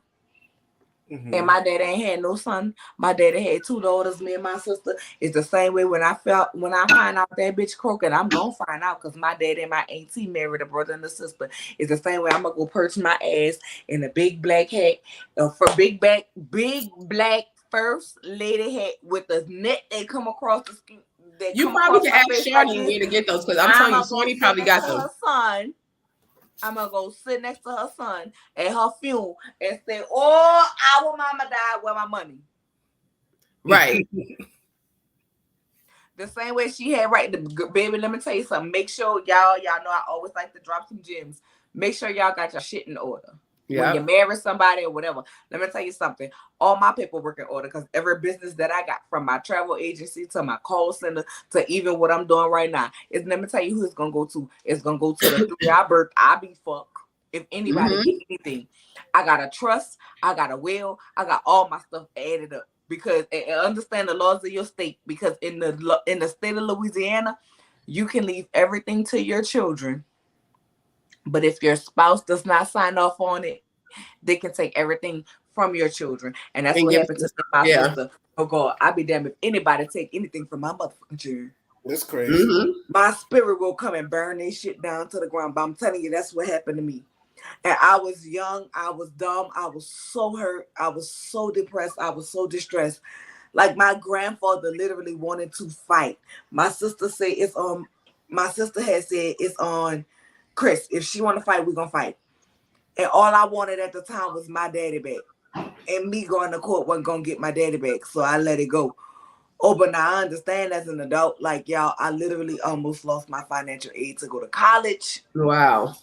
You know what I'm saying? I almost lost. Yeah, that's why you got to be very careful too. Like sometimes who you marry, because and then you can't even, you don't even know, because sometimes it happens after death. Like I say, this bitch is still living. And my aunt and my dad married a brother and a sister. That's why I always, when I go from the holidays, I go to my daddy family. Oh, so she's still involved in the family because her brother is married to my auntie. But listen, they know. They already know not to have us in the same place. But she don't really come in town. But I always try to, because I love my auntie to death. When I tell you, my auntie who is married to her brother, she is like my biggest supporter. She is my biggest everything. If I need everything, like, she is my biggest everything as far as being a part of my tribe. Outside of my mom, you know what I'm saying? And I hate to say it like this because I love all my aunts. I literally have a favorite aunt on my mom's side and a favorite aunt on my dad's side. And they like the keeper of my everything. You know what I'm saying? Like, if anybody ever got to them and tortured them because they wanted to know something about me, like, them are the two that keep it. But this aunt, she is my everything. You know what I'm saying? Like, I have a different relationship with each of my aunts and my uncles. We gossip, we talk. You know what I'm saying? And we have different things. And I do what I can to try to respect her. So for holiday times, because I never know when she is coming in town, and I know I am not healed yet. I know I can't be in her presence. You know what I'm saying? Mm-hmm. So I literally go to my dad's side of the family first. And then I go to my mama's side of the family. Oh my God, no! Let's see. I'm gonna have to see, because we turn up and we drink. But I don't know if I was to ever see. I'm gonna have to send you my shank. Baby, no. Yeah, because I keep this in my wig, you know, because in the rough street. Something. I don't want to do. I'm gonna have to send it just in case you gotta like this lady was so despicable. The night of my daddy's funeral, she called my grandparents and tried to tell them that my daddy did not love them. His parents. The night they buried their child. Crazy. So it's real personal for me. So my family know I want to see her on that one-on-one level. So they like whenever she's separated. If we're ever in town at the same time, they make sure that we never cross because they already know. Like on my daddy's side of the family, everybody's so prim and proper, and I am me. You know what I'm saying? Like I'm not the black sheep, but I'm the ratchet one. You know what I'm saying? So they know I keep saying if I see that hoe, I'ma drag that hoe. But make sure y'all got y'all paperwork in order for y'all children. Next episode. It's so funny because people never check your wig. I done got into courthouses and then stuff with metal detectors, all types of stuff. I'm probably not no more. They probably watching this like, check her wig next time. But I done got in, smuggled in all types of stuff in my wigs. You should come up on the metal detector now. No, that's because when you walk through the medical detector, after it does beep, it beeps. But after it beeps and you stand there and you give them your pocketbook and they go like this on you and it's not beeping, they let you go. They're not going to go on your head and do that. So they tell you to come out because I done got beeped and I thought I was like, oh my God, I'm going to jail. And so I get out and so he's standing like, spread your arms out. Spread your arms out. They go, whoop, whoop, whoop, whoop, whoop, whoop, no beeping. All right, keep it going. And all the meanwhile, it's anyway, because I watched a lot of Foxy Brown and Coffee when I was younger and Sheba Baby.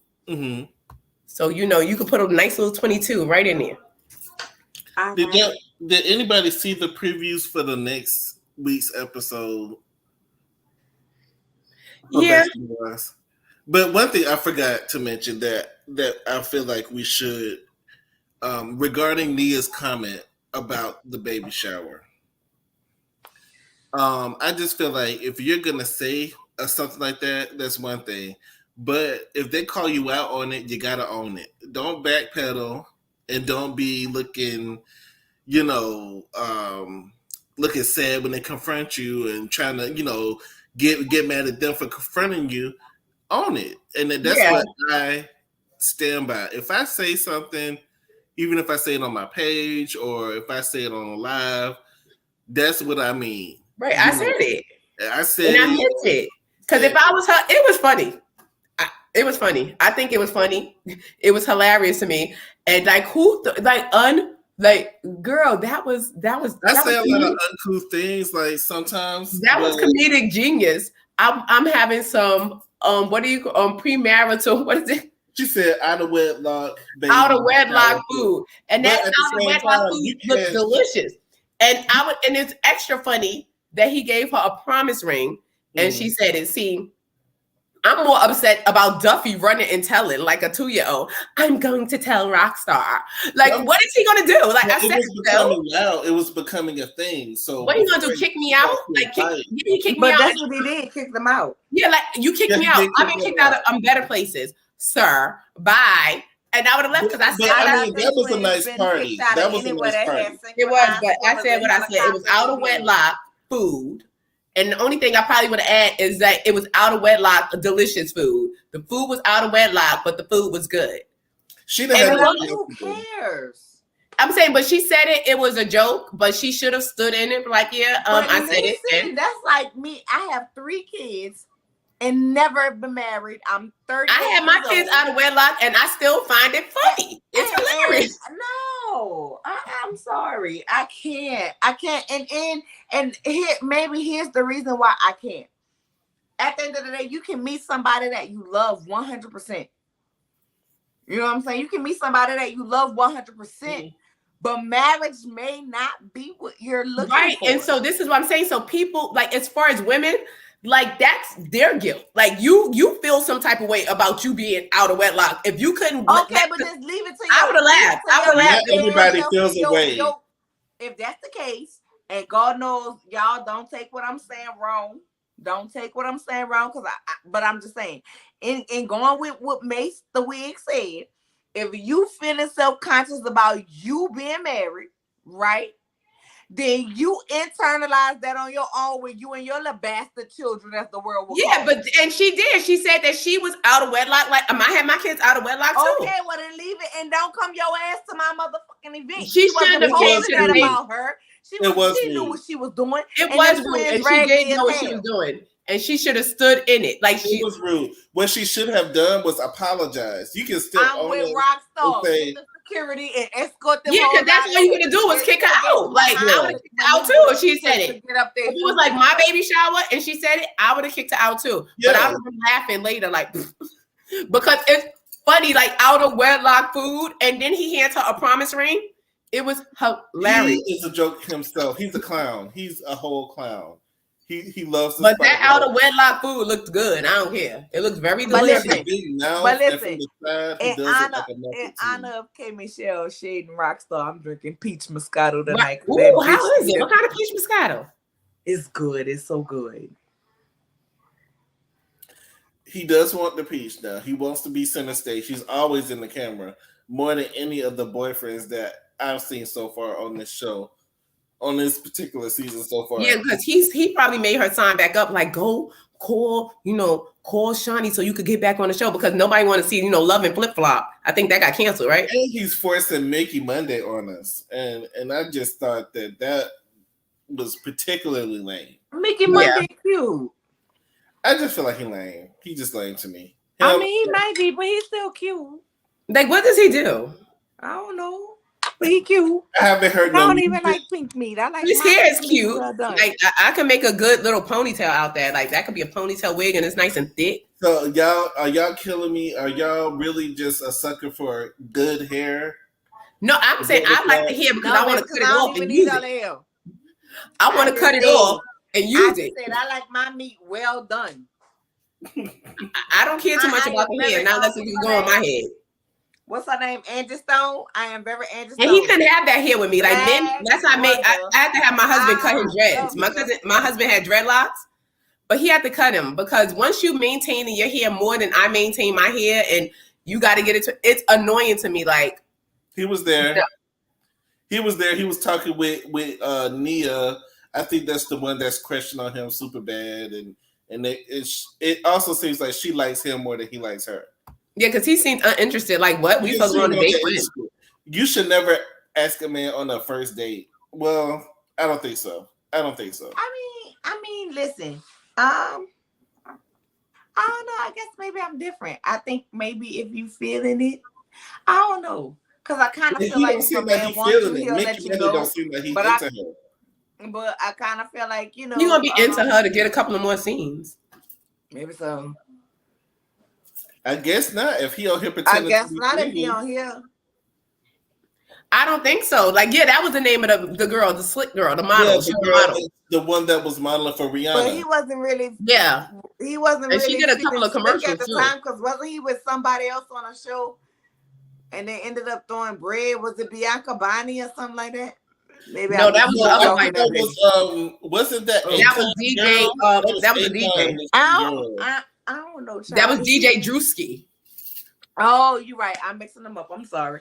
Oh, we dropping a line. You just think all the white boys look alike, huh? I mean, all the white boys look alike, huh? No. We can drop the link. We gonna limit the when you come on. They say we look alike. Hold up. While you dropping the link, if y'all have questions, we have the sticks. Me and Shady. Shady, where your stick?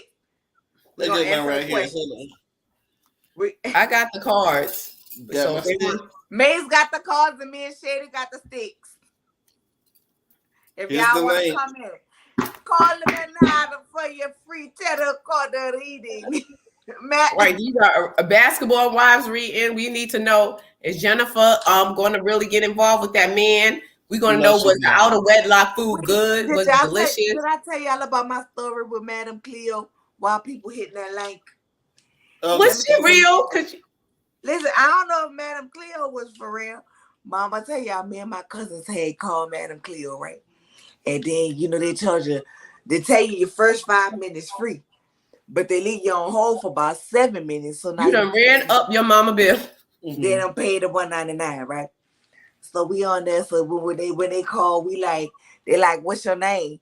We like, y'all the psychics, tell us. You know what I'm saying? So we going back and forth. We ain't think nothing about it. Baby, my auntie got that phone bill, and she said, if y'all don't pay me my money. I know, that's how they keep you on there. Yep. If y'all don't pay me my money, I was like, oh my God, I know you lied. Oh my babe. Hey, babe. Hey, Deb. Hey, the girl. Hey, y'all. Deb. Hey, Deb. I gotta message you, babe. I gotta message you because it's been a week. It's been a week. Life been life in this week. Yes. But I gotta message you because I am going to go get the pad this week, or I can cash app you. Let me know so we can get the pad for the baby so he can start doing his Khan Academy. Okay. But life, listen. No, I get it. Listen, so work that gave your girl a promotion. I do want to ask y'all this. So y'all saw the previews for next week's episode, right? Mm-hmm. I did. Did y'all feel uncomfortable about the way that Jelani kissed Jennifer?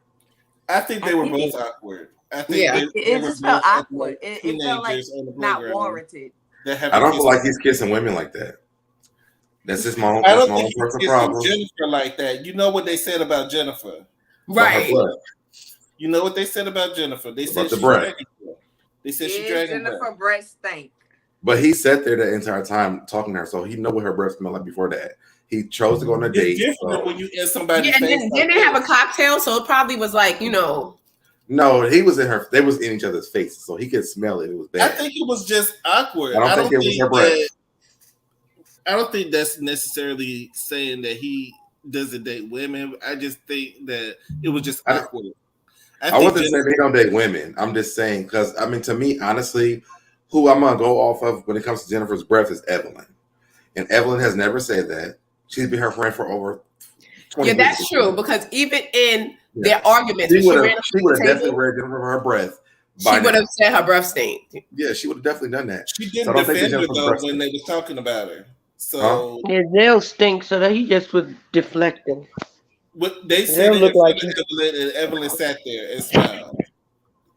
But she never said it. She ain't Jennifer's friend that long, and all the time that she could have read her, not said that her breath don't stink. Like that don't make sense to me. So I'm not listening to Zell because Zell's messy as hell. Yeah, because she even brought up how Jennifer was staying with the friend and everything else, and she never brought up her breath because being from the Bronx, that would have been the first thing. But like you stink breath, roach face, biatch. Even the girl who punched her that you talking about, she would have even said Jennifer's breath stinks. So I'm not listening to Zell on that. Yeah, she was definitely right. Zell is just messy, period. Yeah.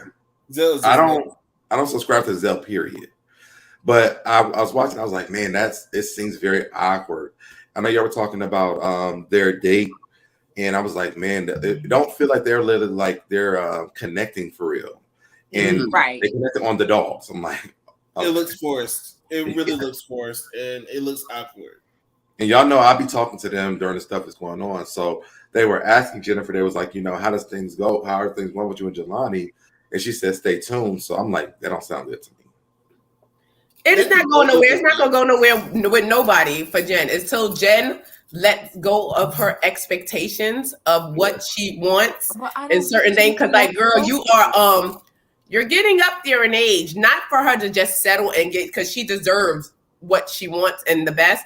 But you can't go in and thinking that, okay, I'm looking for this man to take care of me. He better have a bag, and I mean a big bag, because I'm going to need Versace and Fendi and Chanel, okay? But if that's what she wants, though, like that's her requirements. But she's going to be treated like property. She wants to be treated as well. She wants a good relationship. And a lot of times when a man is taking care, and you went in a relationship knowing that you was gold digging, and he know that you gold digging. He didn't watch you, and if he didn't watch you, he's gonna, when he meets you, he's gonna go and inquire about you. So once he figured that, okay, this girl's all about money, you become property. Now I could buy her something, and now I gotta come around every time. Look, I'm gonna just send you a bag be happy with the bag, and she's still looking for that comfort because at night you can't hold on to your Versace, you know what I'm saying, and your Fendi. She wants the comfort of a man, and in the words of Stephanie Mills, and she's not going to get the comfort of a man going in there solely for monetary gain, and that's what she seems like she's doing. Well, what I will say is this: when they showed the clip of the video where they were trying to kiss, Jennifer was not the awkward one. It was definitely him. I see you saying the breathtaking part, but to me, I'm like, I think that's just Zell reading people, because he was like trying to go on this side, and they finally ended up this side. When they finally kissed, it was so awkward. And for me, like, I'm rooting for Jennifer to have this man for real, y'all. Like, I really want to have her. But if she cannot have him, can y'all sign me up for him? Because I'm down. What's up, Deb? You know me and the candy shop. See, Deb is up here with his own arterial motive. He's smoking for you, so Deb. We already said it. Listen, I was signing up for Jelani when I first seen Jelani. That is a beautiful man. And I don't think the awkwardness was me and Candy Shop already is dedicated to helping King. So there we have already said it. Baby, we're gonna have our own meat market for you, so there, okay. Woo, you better be glad Warren is not here. YouTube version. You better be glad Warren is not here. So there. If y'all want to be meet with so why don't y'all do it on get with so damn so he can be your hoochie daddy. Hit me on Nola _ Readzzz on IG, okay, because me and Candy Shop is taking applications for our base so there. But please know the interview will be very strenuous, and we're gonna make sure he's a good one because we ain't got time for nobody be playing with so dead. No goddamn more. So please know for y'all not to be like Duffy with this, because Duffy did not pick good men. Brooke did, and that's what I'm saying. Because I don't think you understand. We got to call Brooke. The friend that you have in me. Baby, I will come to Atlanta and be ready to fight. Everybody burn that bitch down. You hear me? New York, where Shady B.A. understand. It's a fight, go with it. When you're my friend. When you're my B. But I think that what Duffy did, what Brooke and Duffy did was dope. I thought it was amazing. I still like that Jennifer and him was able to go on to the date and have a date together. Because Nia had like 7 men. I'm like, well, why does she have to have 7 of the men from the show? Why is Nia and her sister there again? That's what I want to know. We didn't ask them last season, and we damn sure didn't ask them this season. So why are they there? So why are they there? We don't want them. We don't need them. I need to know why was the men asking Nia and her twin, what do you bring to the table? Wait a minute. Nothing. Well, wait, y'all know even got a table. How you gonna bring something to the table when you ain't got a table? Yeah, they're not twins. They're not twins. Oh, they're not. I don't know what they are, but they shouldn't be on this show. I do know that much. We thought them twins before. I think they are very boring. Like we don't need you here. Like you showed whatever it was at the and then it doesn't even make no sense for them to be there without the other girl. What's the other skinny girl that looks like a bird? Furby. Yeah, Furby. Like I want to like. Wasn't they dating? Furby. That got that what name? Her name is Furby. Rick. I didn't recall that was right. We call her Furby. Or Febreze, or Frisbee. Okay, right. Time out. Frisbeeana. Time out. I actually like Phoebe because Phoebe had her own personality outside of Evelyn. Her name is Phoebe? She had a personality. I never saw her personality. Phoebe was Evelyn's friend who came on last season. I never saw personality though. I didn't watch last season. Last season was a flop for me. She came on season before last. Well, the thing is, it wasn't a real season because it was like a special because they were trying to film for the show, but because of COVID, they stopped it. So she came on 2 seasons before that. Yeah, she was on there before that. She was still born. Jackie was gonna whoop her. She was a rapper. She was allegedly a rapper. Yeah, she was. They was gonna get her ass whipped by Jackie because Jackie was gonna get her. Yeah, Jackie was. Jackie called her a crackhead. I slightly remember that. Yeah. Wait. The white girl, is that what you're talking about? She was light skinned. She just called everybody white tonight. She had the big veneers in her mouth. I'm told she is not white. She is a black woman. Yes. Girl, I would rather see Phoebe than the twins. I just want to pause for just a minute. If y'all in the chat or in the bushes and y'all ain't liked it, y'all ain't like this video. Yes, and hit the subscribe button. Subscribe so you can get into some things. Go ahead on like and subscribe. And while y'all in the middle of like and subscribe, I'm gonna go ahead and do this commercial interlude. and don't sue me because I ain't got it. But I can't sing if your ears is whatever. But y'all know what I gotta do. Y'all you're a thick girl. You a thick girl. If you're a thick girl, if you're a thick girl, if you're a thick girl, go and get your cup. If you're a slim girl, if you're a slim girl, if you're a slim girl, go and get your cup. All girls, go and get your cup. Make sure y'all follow Cups by Thick Girl. Thick Girl, I hope you recorded it, girl, because if not, I'm going to have to send it to you. Because I know you want to use it for your advertising. But if you a dude, you can go get your cup, too. I got some cognac glasses. I got some new Father's Day flags. Yes, I got some new Father's Day flags. He was rapping. I'm like, I could have been a better rapper than her. Like, let me see if I could. I'm a city girl from the 718. Don't play with me because I'll cut your face. I see your man. He want to eat my cake. See, I could get my rap on. Furby thought she was gonna be the next Cardi B, and she wasn't. Ain't nothing. No, I never think she's gonna be Cardi B. No. Now, mind you, it was the season she came on was Tammy's last season, so she decided to start something with Tammy, and when what got carried back to Tammy when she was like, she's too old to be rapping. Right. And she got read. But she cleared that up, though. She cleared it up. She ain't cleared nothing up. She got read. Yes, she did. Tammy was cool with her after that. She cleared it up with Tammy. She was going to make sure she cleared it up. She don't want to no messy. Tammy slander. She don't want to look over her shoulder. After Tammy got into that ass, that's when she cleared it up. She knew she didn't want that. Jackie was being messy. And Jackie always messy. Jackie's always messy. That's nothing new. Jackie messy this season. Keep your mouth closed. And she's supposed to be taking Shawnee position. Why are you being messy, Jackie? Jackie's position has very much changed in this season. It has definitely changed. Jackie is not old Jackie right now. Now we might see it coming up in this season. I see she gets back into it with Brooke. Like she got into because Brooke got all the smoke for Jackie now. Let's not make Brooke was going to wear Jackie out last time. Listen, I just want to mention that they're trying to make it seem like Jackie is some type of relationship guru, and she's not. After listen, babe, I want y'all to understand, and she is not.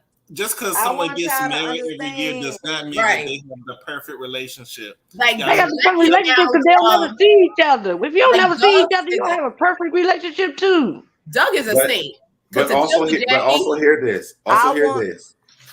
With Jackie, you have to understand where she comes from because one, with these girls, she keeps on saying that her and Doug had a hard beginning of their relationship. So when it comes down to British, while she did what she did last week, she saw Lorenzo and her thought the relationship is bad. She understands that part. But where it comes from Jackie, just watching the show, she was there for that beginning of that relationship. So she's fighting for that. Now, is Lorenzo a good guy? Probably not. But that's why she's them the two people that's in it though. Understand. Y'all see I done tied my shirt around my head. Y'all see I done tied my understand. This shirt around my head represents who Jackie really is. Y'all want to know who Jackie really is? Go Google that fight when she ran when they was about to fight on the court. And Doug Christie was in the mix, and Jackie jumped out there. Y'all lucky I didn't put my camera on pause. Yeah, so Jackie don't play when it comes to jacket because I could have and go put on the whole jean fit. You know what I'm saying? That's Jackie. That's Jackie and who she is. But what Jackie needs to understand is these people in these days of time do not have the patience, nor do they have the intelligence, nor do they have the will to endure what her and Doug went through. And this is what I need for Jackie and everybody out here who feel like they Jackie to understand. Okay?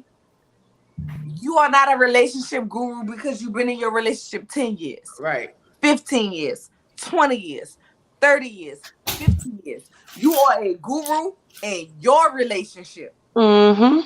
Because what works for you and the things that you've changed and grew and over the ways and the things that you've implemented to make your relationship seem fresh, or even if y'all in a state of, you know what, this is what we've been and this is what we're going to do.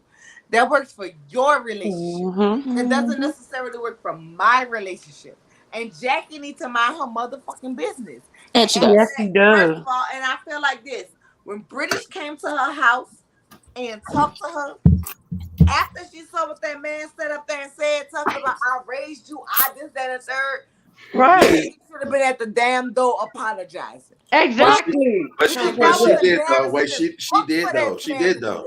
But she shouldn't have had to explain to her why she was mad. You was there. You saw it. What are you talking about? Why? It don't matter why. I don't want him. Leave me alone.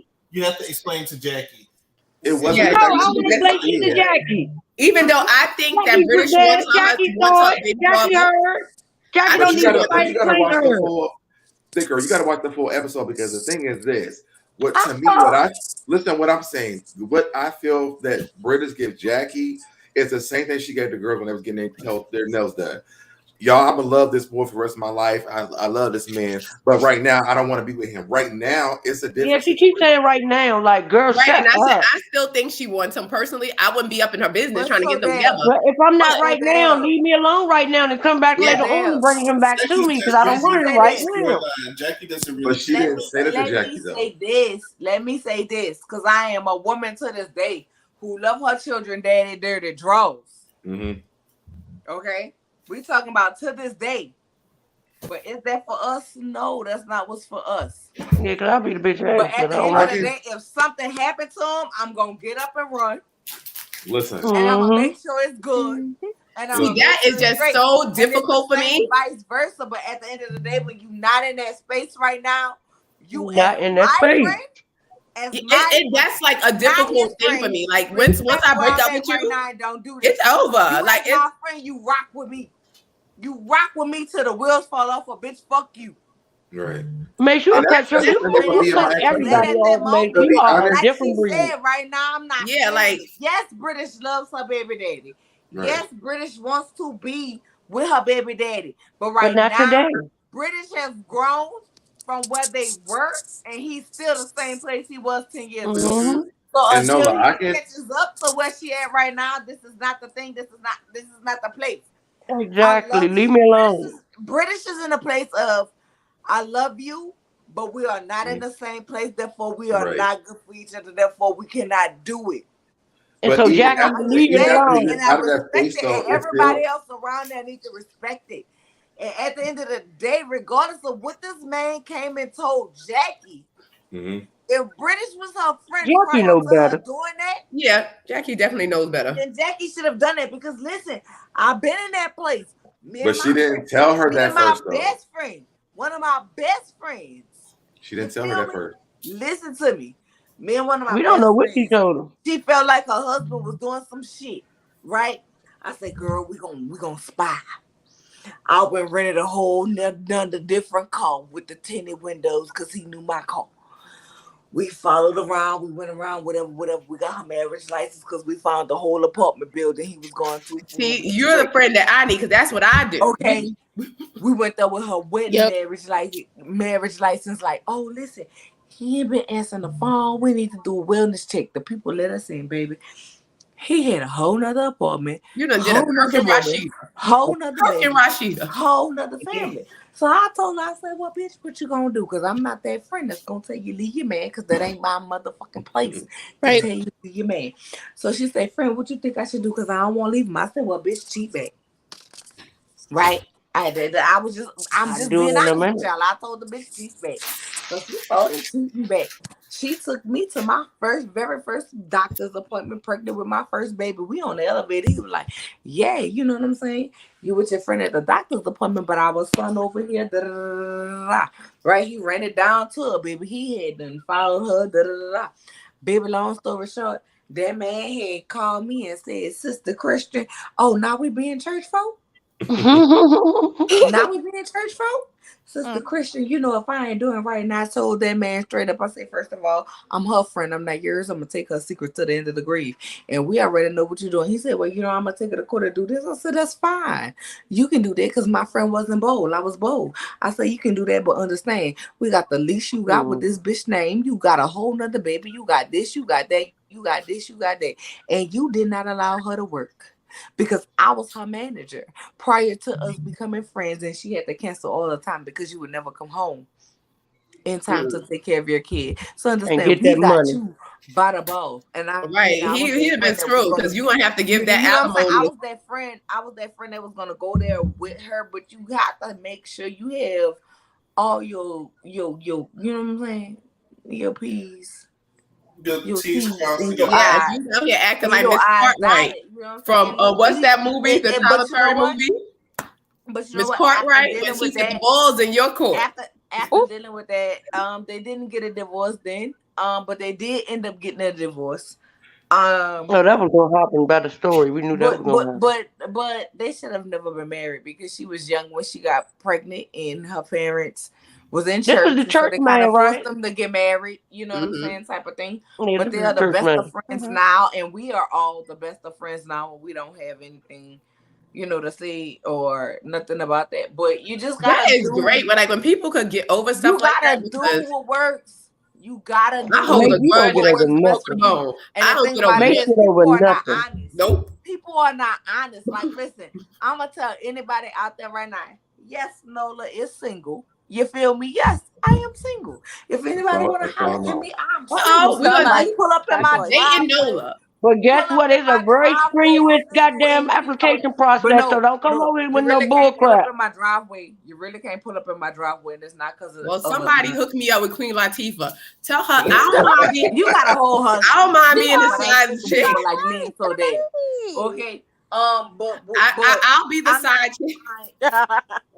I am single, but I am very particular because I have kids, not just girls, but I have a son too. So you know you can't let everybody in because this house that I live in, this is their space, and she got a lot of crazy people on YouTube though to kick your ass too.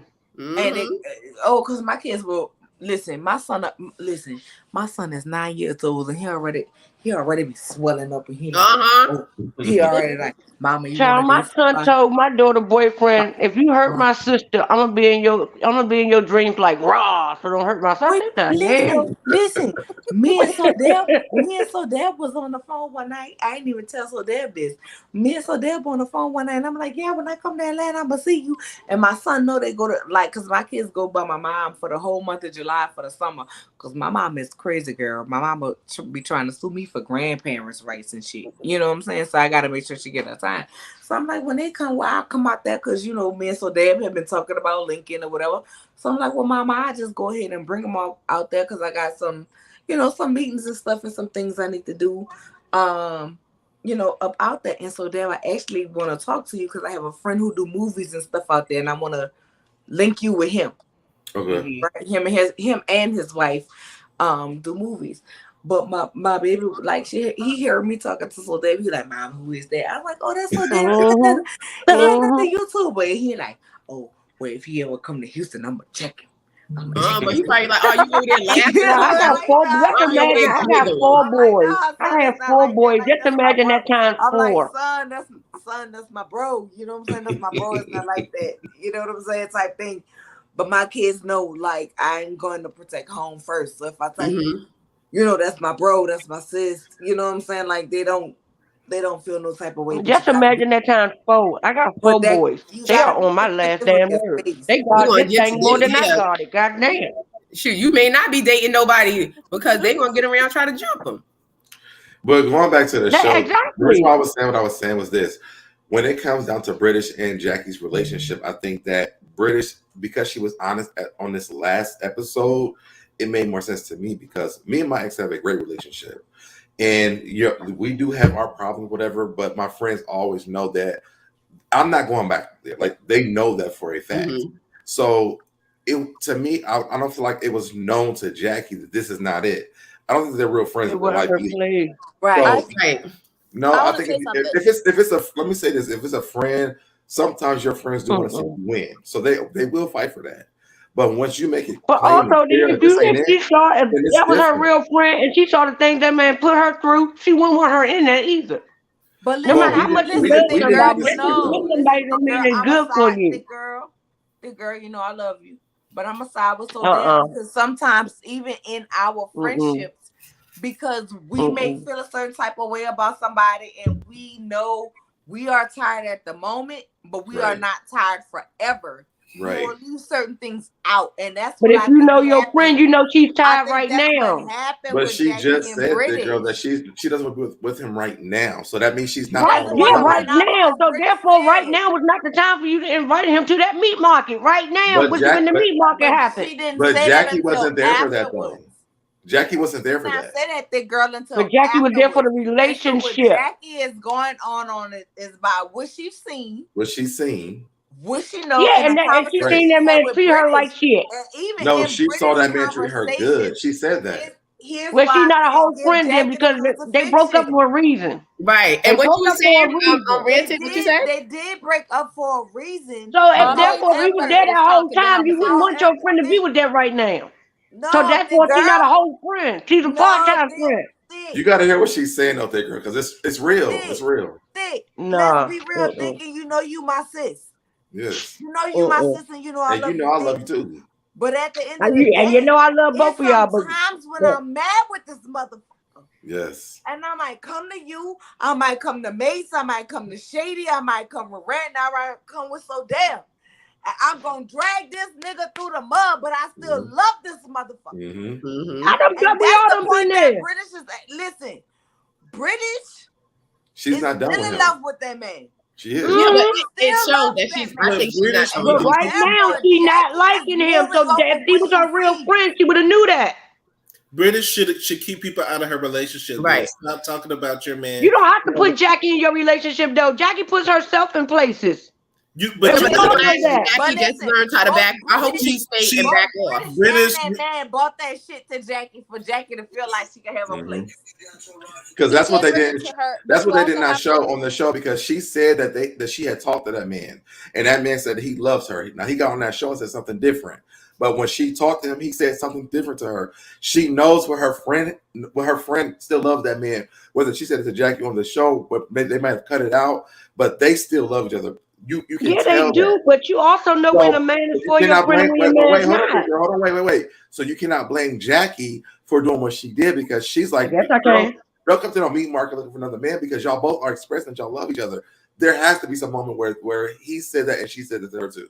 It has to be because otherwise. But also, just because we love each other don't mean that we should be together or that we want to be together at this moment. We broke up for a reason, and if you are my real friend, you know why we broke up. So, right. Jackie, you cannot play. You can't do that. No, don't mind your business. Right? She said, mind your business. Wait 1 second, because Readzzz was saying something. Readzzz, what you were saying? Okay, I was just what was it?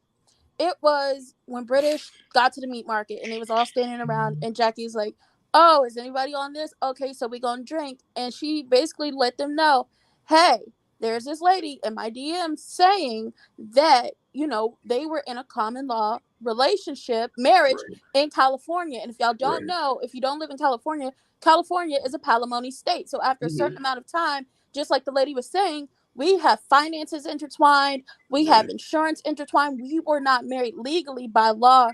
Like, we went down to the courthouse to sign the papers, or we got married in front of, like, friends and family. But by the law of the state of California, we are married, and I can't get him to sign these papers. So I feel like that hurt her, especially based on, like, how long their relationship lasted, and then the relationship with the lady that, by the state of California, that's your wife. Yeah, you become a common law wife. Was there overlap, which, like, right now in British's head, like, on the show, I don't know what's going on in current time. The wheels are turning. She's like, was there overlap? What is going on? Did it happen after we broke up? Was this before we got together? Was this during the time we were together living in the state of California? What is all this going on? And, you know, British kind of said, you know, I don't want to deal with him anymore. And at that point, Jackie should have been like, abort mission. But he's not coming in here because my friend just told me this. That was before the meat market, before she brought up the common law marriage. Yes. They were sitting down.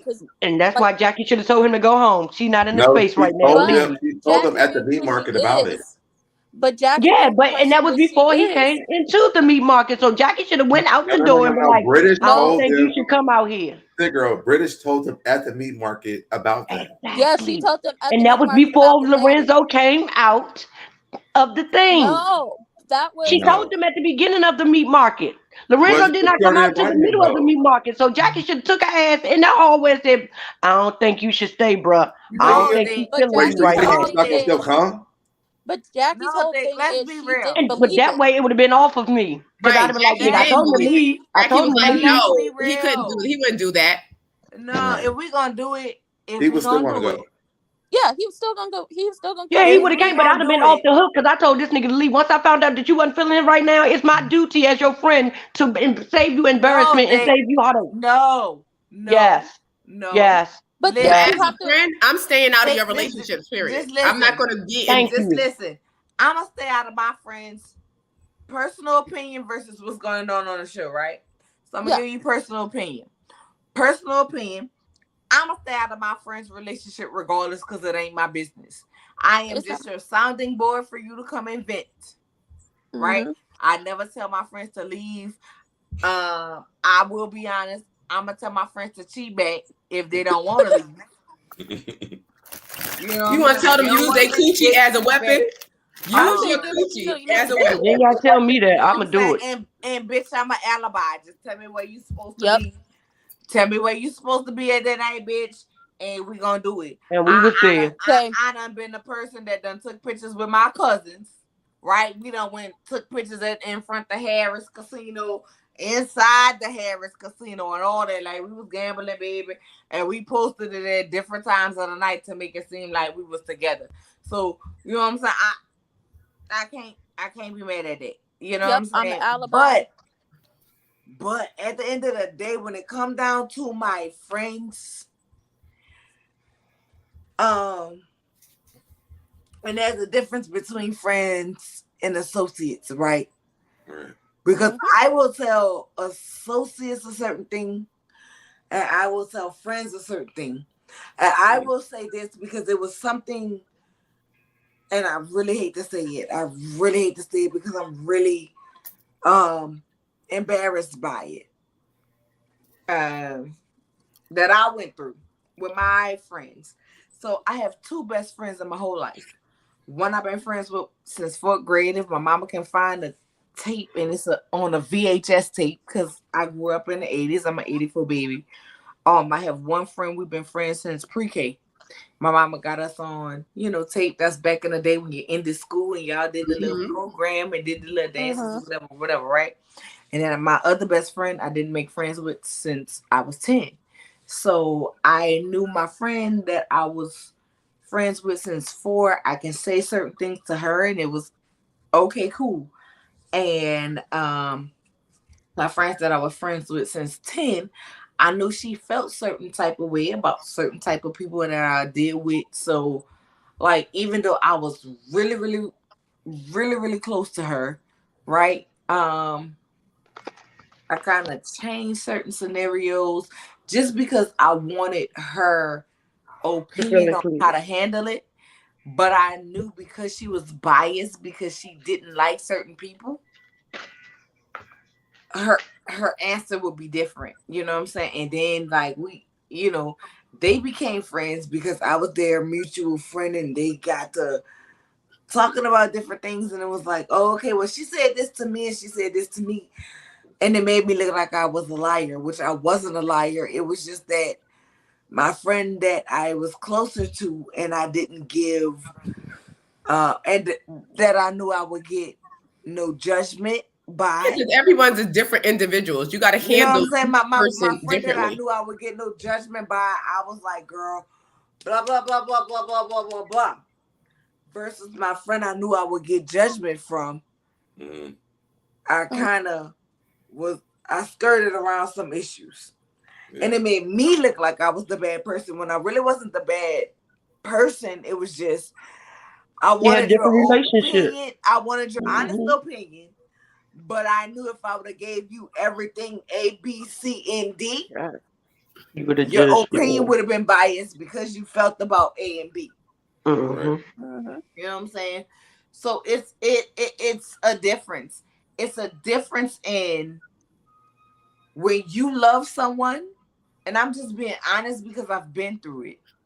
Yeah. I'm never going to speak about something that I don't know, but I'm telling you, it is a difference in when you love someone, regardless of what everybody else sees, and this is just reality.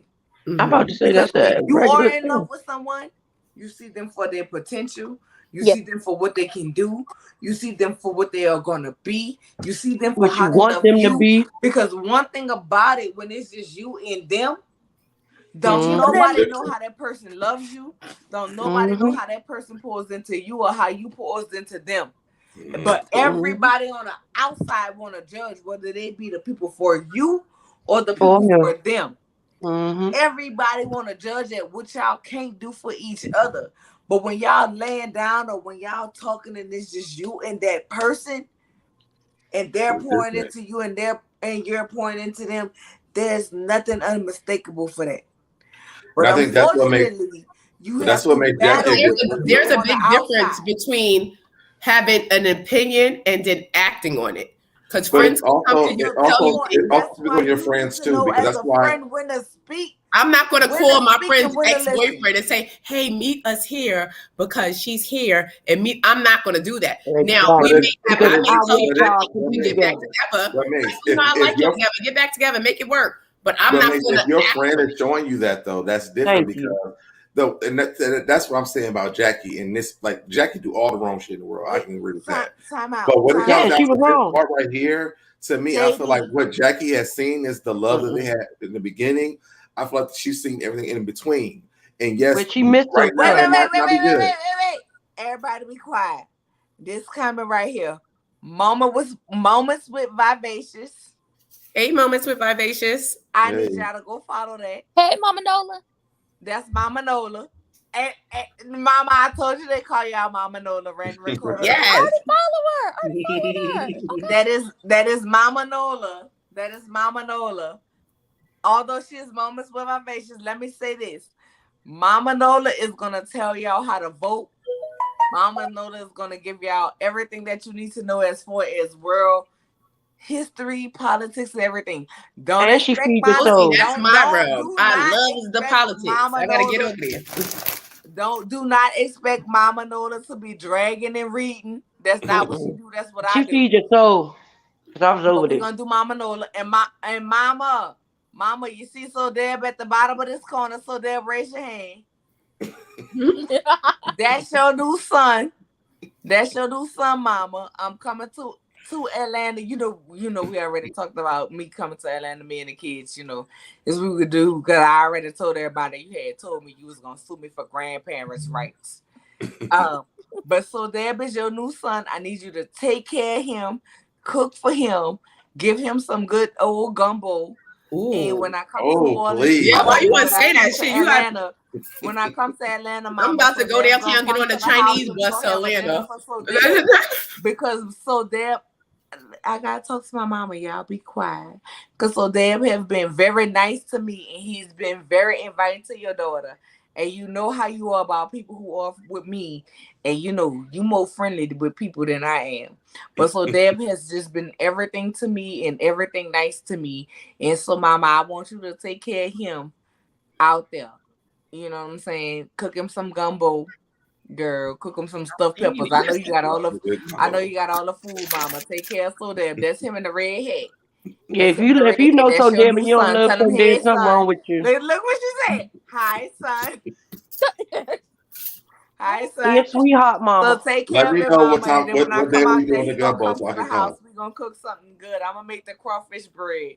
Mama, when I come, I'm gonna make the crawfish bread, and you make what you gonna make. The crawfish what? Me and Mama gonna take care. You talking about crawfish bread, gumbo, and I'm sitting here with a bag of potato chips, and I'm like, girl, you guys making me hungry. Crawfish bread. You're not right for this. I'm not trying to make you hungry, so Deb, you got a mama 9 in Atlanta. I am starving right now. You got a mama 9 in Atlanta, babe. I told you I was gonna make sure you was taken care of, babe. Yeah, I'll take her out to Atlanta too. So I want to know what crawfish bread is. Yes. You gonna take Mama out, so Deb? Absolutely, I take her to OG. We have a good time. All right, so Deb, but listen. When I make friends, she said, "Don't take my mama make friends with them as well." You know what I'm saying? Oh, no, OG. First of all, when I go, it's all my food is good. But you know what? When y'all went there on that Friday, and they had the little. No, I gotta send you a cupcake to Mama. I just want you to know, so that you are part of the family, B. And I don't be putting people in the family like that. Yeah. Oh no. No, I gotta send you a cup to send to your mama. While you out there so there, but I need people to take care of mama while I'm not there. Listen, my best friend is from New Orleans, that I hang around. Like, he's my best friend. He's from New Orleans too, so that's why I really connected with you. So absolutely. But I'm gonna send mama a mug. She don't need a wine glass. She just need a coffee mug. Or yeah, that'll be nice. Mama drink wine too, thick girl. But I'm a that cup too big. You won't say I got mama that cup. Nope. Mama is getting a teacup or a coffee mug. Mama, and I just got some seafood. I just got some glass ones too. Oh, that's why I need to hit you up for a coffee. You're not gonna get for the big glass. Mama, send me your inbox on Instagram so I can send thick girl your thing so we can get you your stuff sent to you. And so I can figure out what day we can go out. I'm gonna take it to the OG. You gonna take us to the OG? Y'all still going to OLG? Well, I'm gonna be out there next month. I want to go because I want to go on that Friday. I like when y'all went. They had the after like in the backyard. The people was up there singing, and it looks like I realized because Busy will be here this weekend, next weekend coming up. So I realized when we go, we get a different treatment. So I'll let people to go when I go, so that you have a good experience. You said they changed the grease when you go. They changed a lot of things when we go up here. Fresh. You better let them know so damn who you are. You better throw your on that table. I'm that guy. I'm that guy. Okay. Throw it. That's why you got one of the best intros on YouTube, y'all. I love his intro. I love his intro. When I went, I didn't even see a menu. So Debonair intro. Yes, I love So Deb intro. Wait, I'm so Debonair. I'm so Debonair. They got fresh grease. They got all the nice waiters. It's not the family that got the real people there. The glasses are clean. They very prompt and proper. And they I had some subscribers that went that they did not have a good time. Are they charging for ice cubes there? I never got. And are they clean? Did they charge for extra sauce? And are they clean? One of the ladies one of my subscribers said they went and the food was cold or something like that. And I said the next time, like, people come and I communicate with them a lot, I will go with them. That way, like, we know we're gonna get good food that day. So they all put it on the table. He that man. I mean, just I am that in case guy. You didn't know. Listen, just in case you did not know. The thing is this. Egg rolls. The thing is that okay. So and shout out to Brian. He's on DoorDash now. Yes, I see he's on DoorDash. Yes, it is cute. Yes, it is. Which one? Y'all have to. But I do always say that the one with a piece of wig, the one that wear a piece of wig. He needs to get a wig line. I'm telling you, I'm giving him the name for his wig line. His wig line is going to be called a piece of wig. I'm gonna tell him that. A piece of wig. Let's do this. Just a little piece. Y'all ready? Is the dog in a room? Is the soul rolls to go? Let me tell you something. Those soul rolls are amazing. Me and Busy, made me and Busy those when we went Busy last time. I don't want to hear about you and Busy. They are great. Let's do this. And I want. What he had a cheesecake one? Let's do this. Is Nola Readzzz so damn date for the Soul Roll restaurant opening? Yes. They said it. And so one of y'all better put a roll in a deep freezer. I already told you yes. I know. I but have to make it but we might have to know. We needed to know. We might have to double date. Live. You know, you ain't have to on the live. Was like, we're not giving you your props. And I was like, ooh, babe, we're not even putting our stuff out there on the public like that. But, but Nola, we might have to double date though. Well, because you know Busy gonna be here. But listen, long as I could be me and Busy don't write me no blue slip, because you know Busy stay fired. You know I stay fired. I stay fired, and I'm human resources, I'm policies and everything. But you know Busy stay fired. Wait, real quick. About the next episode of, I like to call them the homie hopping hooping heifers. That's what they are. I'm done. That's what they are. That's what they will. The homie hopping hooping heifers. So you want to call them say that shit 2 times. Quadruple. We're talking about Malaysia or the twins? I'm talking about all of them. All that. As a whole. On my channel, that's how I introduced it. I was like, hey, everybody, we back for another recap review of the Hummy Hoppin' Hoopin' Heifers. And if you don't know what that is, then you ain't been here that long. So you know what? For short, you're going to call them the Q4. Well, I got to subscribe to you. And then I get into it. But this next episode. Hold up. How y'all been subscribed to Rant and Ricardo? I'm looking it up now. I call foul on the play, foul on the play, foul on the play. Yeah, but with this next episode, which Duffy went and told Jackie. Oh, I got Please stop. Elder be damned. Stop telling Jackie stuff. Damn, y'all got to stop telling her stuff because she exactly. And then they get mad when she do stuff. Yeah, that's her day. Right. And then they get mad. Friends talk about friends, so I think that's something that people have to get used to. Friends do talk about friends. Mm-hmm. Yeah, can I ask y'all something about this? But not in a bad way, though. How are y'all? The damn T-shirt is on the way. So how are y'all feeling about Duffy this season? Duffy better not quit her job. I do know that goddamn much. I can take her or leave her. I really. And I have never seen it for Duffy. I don't want her to Okay, first off with Duffy, if I think what's her face over there to Huntsville is a blow pop, you can put that damn blast there. Is definitely a blowfish. I don't want her to quit her job because I feel like she makes a good chunk of change doing that. But if you are going to stop, if you don't want to be on the road anymore, go and get you a residency down to one of them hotels, motels, clubs, somewhere. Vegas, LA, wherever you get you a residency. And then you do it there so you don't have to stop DJing. Right. But do we think that she's that good? Is she that good of a DJ? And also, she's a dope DJ. If you ever been anywhere she has DJ that, she's a dope I've never really seen her work because she just was giving me Lala from when Tuka played that game when Lala was DJing. Duffy is a dope. Duffy is a dope DJ. That's why Rich Montana hired her on. She's a dope DJ. Okay. But I'm asking on the show, how are y'all feeling about her? Because to me, I'm gonna just tell y'all how I feel. Same way I did the last season she was on. Duffy to me this season is a lot better than when she was the last season. And I will tell you why. I'm gonna tell you why. Duffy is not just Brandy. She's not trying to make friends with Malaysia. She's being Duffy. And I like to see her own personality. And we see more of Duffy. If y'all been watching this, we see more of Duffy than anybody right now. Mm-hmm. Duffy, to me, she's doing her thing. And I love to see her in her own element. She's friends with everybody on the show. And I like to see that because, the first season, I get it. You got to be introduced. But Duffy has branched off to her own lane. And I like to see this. But she still don't want Malaysia and Brandy to be friends. She still don't want to be out on the outside. Well, unless Malaysia starts treating her right. Yeah, right. I'm Team Brandy, so Brandy until Malaysia. Okay, we're not gonna do that tonight because it's both of them. It is both of them. It's not just one or the other. It's both of them, and that's it. I'm calling her that name until LaQuisha and the real tall lady. She taller. I'm only 5'3", so she Brandy the Amazon. Okay, the Amazon until LaQuisha and the Amazon can figure out whatever their situation is. Because let's not slander Brandy now. Let's not slander Brandy. She is an Amazon. She's big. She's tall. Amazon isn't a bad thing. She's a big woman. She's a beautiful big woman. Brick house. Let's not do Brandy. Let's not do Brandy slander though. But I'm gonna do it anyway because I love to fuck with you. But here's the thing. When I say Amazon, it's not I don't like her. That's what I'm saying. When I said on my stuff, I said I felt like LaQuisha and hold on, what happened? Child, they all do.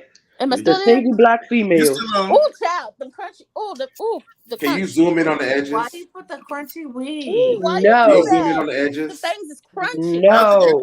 I'm on the live. Yeah, she should have took the wintergreen alcohol and just through it. She going through it, but like I said in my own little review. There we go. I said that LaQuisha and the Amazon, because she's a very tall, beautiful woman.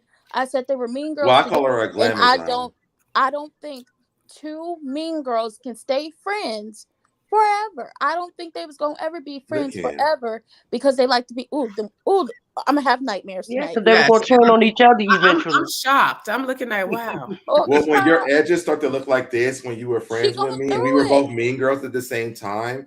it gets to be like it's a little struggle. Brandy wasn't her friend when she let them edges look like that. We knew that's not a friend. A friend will not let a friend walk around with edges like that. But hold on there, girl, because Brandy was gone for like 3 years. Even if we ain't talking, girl, if I see them edges, I'm calling you on the phone and be like, girl, don't you ever in your life do that shit Well, that's again. not her fault though, because they that's the type of friend I am. That's her fault, not Brandy's fault. I'm gonna call you and steal. And you've been working. You know. Girl, she's been working the whole time. Hell no.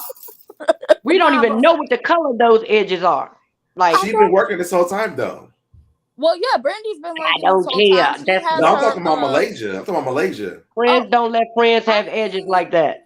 But they wasn't friends. Apparently, what Malaysia said. So Malaysia. If I ever cared about you, I'm not gonna let you have edges like that. Of Malaya's lies coming up from the roots of her hair. Listen, Malaysia is full of shit. Zell gave her that wig. Zell gave her that wig, and Zell told her she looked good in that wig because that's the type of friend Zell is. But Zell can tell that. Zell told Jennifer that her breasts stink, but he can't tell Malaysia that her edges look horrible.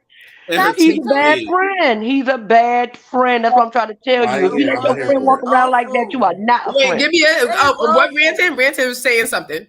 I was just saying, like, with LaQuisha and this whole thing, I said she going through it because word on the curb is not what we said, not what I said, what the people had said down to the streets in Atlanta. They said, because I'm sick of her mentioning them kids. I get it. You got kids. Your kids is your life.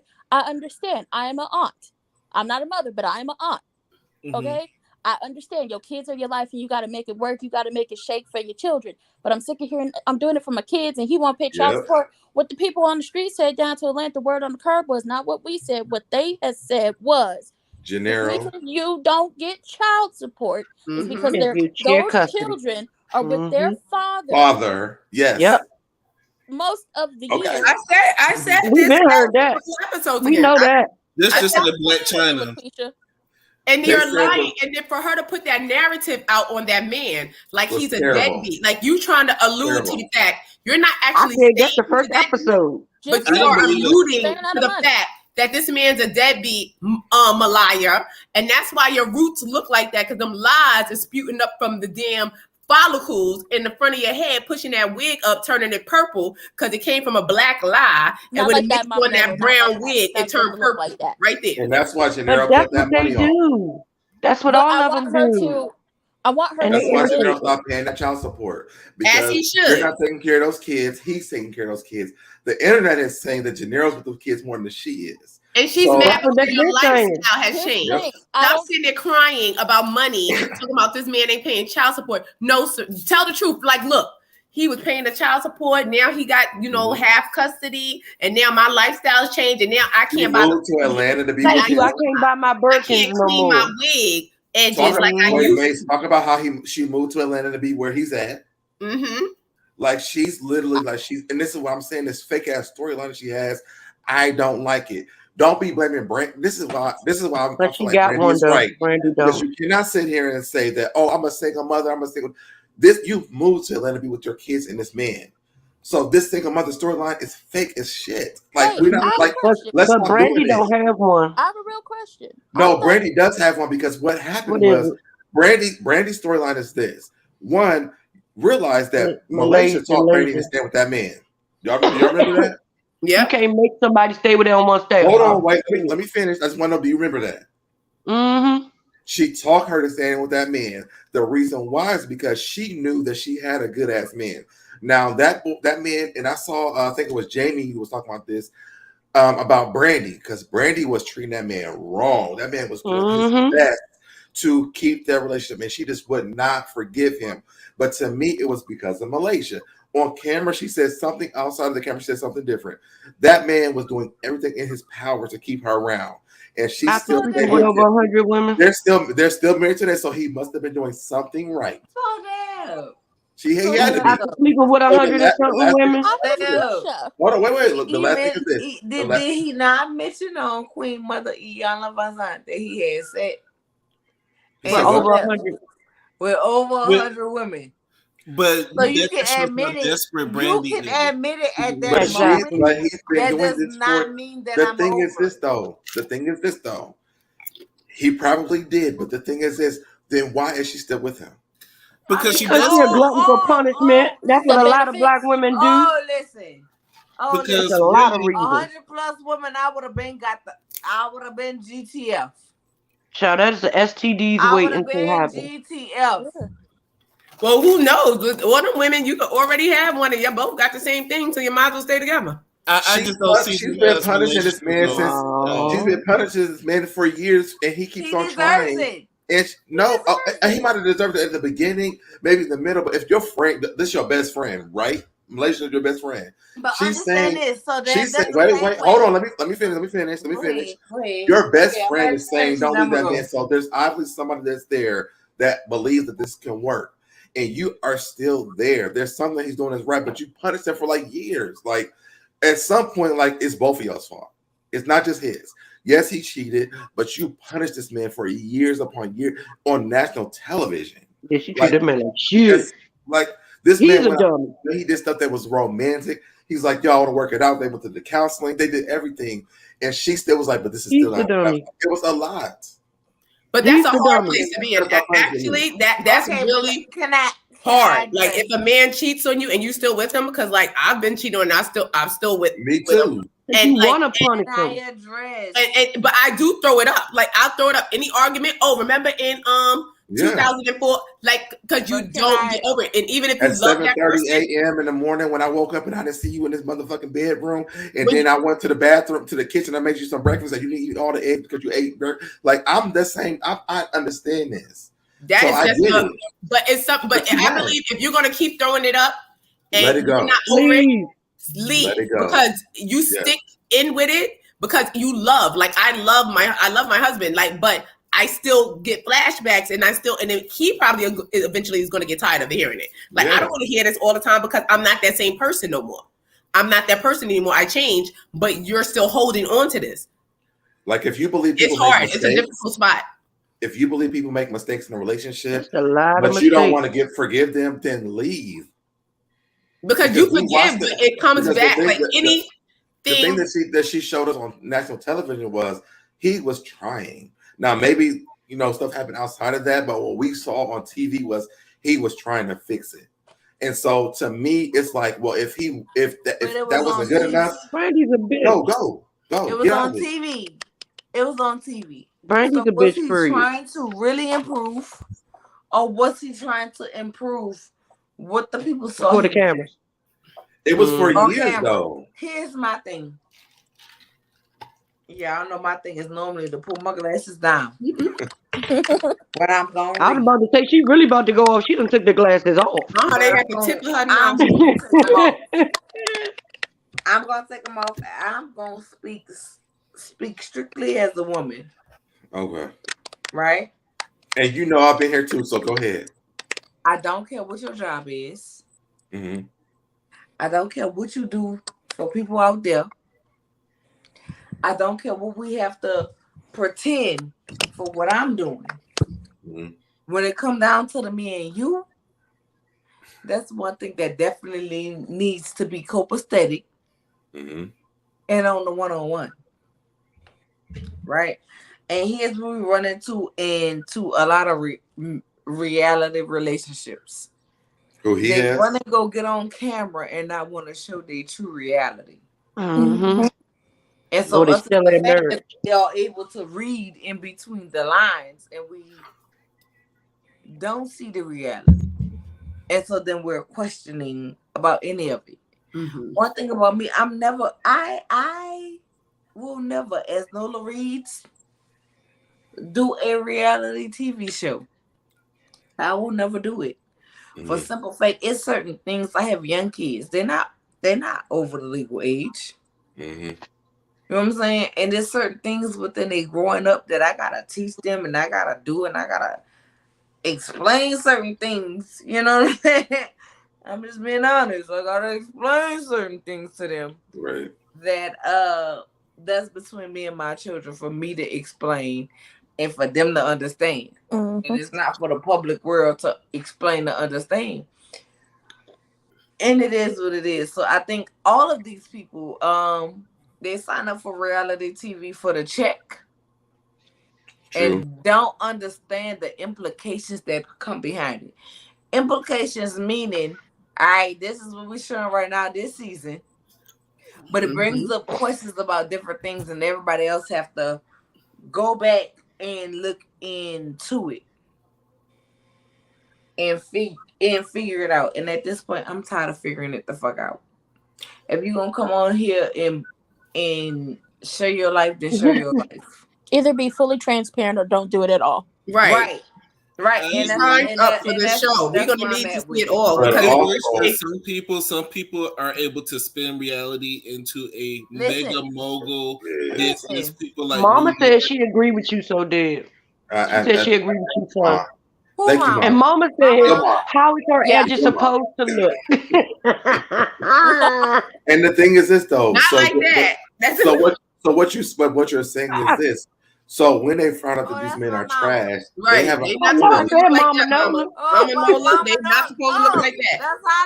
That's how I let Mama Nola saying she agree with you. So there. Yes, but hear this though. So you're saying something that makes sense though. So they have an opportunity to make their own money on a show. Why would they not go on the show? Whatever narrative they have to create, they're going to make it because they need to make more money because they don't have that. The money they're making from their marriages or their ex-marriages sell their relationships. So they're still going. Yeah, but I'm gonna tell you right now, when I left my ex-husband, I work extra jobs because I'm not used to having a one income household. Mm-hmm. So I had to make more. I wanted to make the money I was making before. So it makes sense. It up. Yeah, I want to make sure that the money I was having before, I have it now. So it makes sense to me. Let's go on this show. I mean, this is close to what my income. So yes, let's go on the show. Let's talk about it. Whatever narrative I have to spin, let's spin it and let's talk about it. And I think that's what's wrong with that. But that's where marriages go to die also because of that. True. Yeah, but marriages also go to die. Marriage is also going to die outside of reality TV too. So they do, but reality TV speeds up the process. It kills up faster. Everything. Especially when you're faking for the cameras and you're not showing your real life. But the check is bigger too. Which one do you want, the check at night or do you want your man at night? But once your business is on front street, it's difficult, and that's probably why Malaya left her man. LaQuisha. She did. Because now that you're on reality TV, now people are in the box. And Mace, that's what was weird to me too, because when she did that, she was telling Brandy to stay. They were her piece of shit. But so then, if you were going through the same stuff that Brandy was going through, why did you leave? But she can't leave. That was weird to me too, as well. But that's my thing. Why did Brandy listen to her? Because they was stupid as hell. You think that you are better than Brandy? That you can leave your relationship, but Brandy should stay. That's what I said. She listened to her. That's what Malaysia told her to do. Stay. That's what I'm saying. Why would you stay if you see her going through? Listen, y'all. She did stay. She did stay. That's true. It wasn't because Malaysia told her to stay. One, she probably saw what Malaysia was going through. Right. That's one. Two, to her, and I mean, even in my marriage, like I went through a lot of the same stuff. My husband was a pastor, so it's almost the same shit. I stayed for a long time, even though I knew what was happening in my marriage. When I left, I knew my worth, and I also knew that I could fend for myself. Now, I'm not living in no $1 million house, $1,000 houses, $100,000 houses. So it's different for that part. But it also is like, well, you know, when you do your divorce, they gotta pay you for what you like. I guess like your living style. Maybe for my pain. You gotta pay to what you're accustomed of living to. It's hard to come down from your lifestyle. Yeah, so that's why they do that. When women, like a lot of times, men should always let their women work and have a job, because if you were married to a woman over 5 years, 6 years, and she wasn't working none of those 6 years, when you get divorced, they're going to look to you keeping up with this woman's lifestyle, accustomed to how she was living prior to your divorce. But that's why most of them marry those men. And Malaysia and Brandy both were dating those men when they were in college. So their lifestyle had changed while they were dating these men. So their lifestyle changed in that space. They have proof of it. Different. I wanna point out that, once again, not what I said, not what the people up here have said, but the people have said on the curb down in them LA streets was that by the time LaQuisha, I'm not calling her Malaysia, her name is LaQuisha, LaQuisha. Black box from Compton. By the time from Compton, yes, actually you had that from Compton. By the time LaQuisha had got on the show, and I don't mean like when they switched it over from Basketball Wives LA to just playing on Basketball Wives. No, I'm meaning when it was like the first show, and you had the two sisters, the Govan. She was fighting down to the table, that they were already in the process of starting to like break away from each other. So it might have taken a long time. And it's also been said and stated that she got a very large settlement from him. Oh, no, she did. She did. They said allegedly she received half his pension. She did. Right. So my thing is, when it comes down to the storyline, is the fact that you're doing it for the kids. And I got to hear the kids one more time, because I feel like I've heard the storyline for many people, and y'all gonna make me throat punch y'all because I don't want to hear it no more. I get it. The kids need you. The kids need to be taken care of. You are their mother. That is your job. That's what you're supposed to do. But if you keep saying it's for the kids, and we already know that the people are telling us that the ex has the children most of the time, what happened to your money to the point where now we see you come back with the kids from Atlanta, where they got accustomed to a nice, bigger house, probably bigger than the one y'all had in LA, to a 2-bedroom apartment where y'all have to split up who's going to be in which rooms. The boys take one room, you and your daughter take the other. Because she wants her kids around her 24/7. No, but you're actually proving the point of why. Yeah, but where's the money? She's like, she runs the numbers. No, Malaysia's storyline is fake, because what she's saying is like, oh, I'm a single mother. You've been a single mother for 4 years at this point, longer than that. Edges again. But you're not a real This is where her money went to. Listen, the thing is this is where her money went to. She's giving the storyline about her being a single mother, but she's not a single mother. The kids' father are taking care of them. Thank you. She's not a real single mother. You came on this show because Brandy came back to make a storyline. Because Brandy, if Brandy don't understand it, and you brought Zell, and you know Zell is messy, it's already you know what it is. Malaysia because what was Malaysia's storyline any other year? She was fighting with Jennifer because of Evelyn, who she don't even know. And OG, like she was like really doing a lot of stuff. Malaysia had a storyline for years. She was up Johnny and them ass. Kristen and all them was her storyline. Malaysia is trash. And that's the reality. Sorry, I don't mean to lie, but her having a storyline isn't my point. My question is, where, like, I don't like to pocket watch people, but if you're gonna keep using this as a storyline, I want to know, where did the money go? And she wearing it. Where is the house? She's wearing it. Like, where is the house that y'all had in California? What happened to that house? Can we see the house in Atlanta? Can we see the house in Atlanta? Listen, she live in little black box. No little black box. Why have we not seen the house in Atlanta? Little black box living real poor in Atlanta right now. We see the little apartment in LA, but why do we not see the house in Atlanta? Well, we did. They showed. We have seen it. It was on the show. It's been on the show. It's been on the show a couple of times.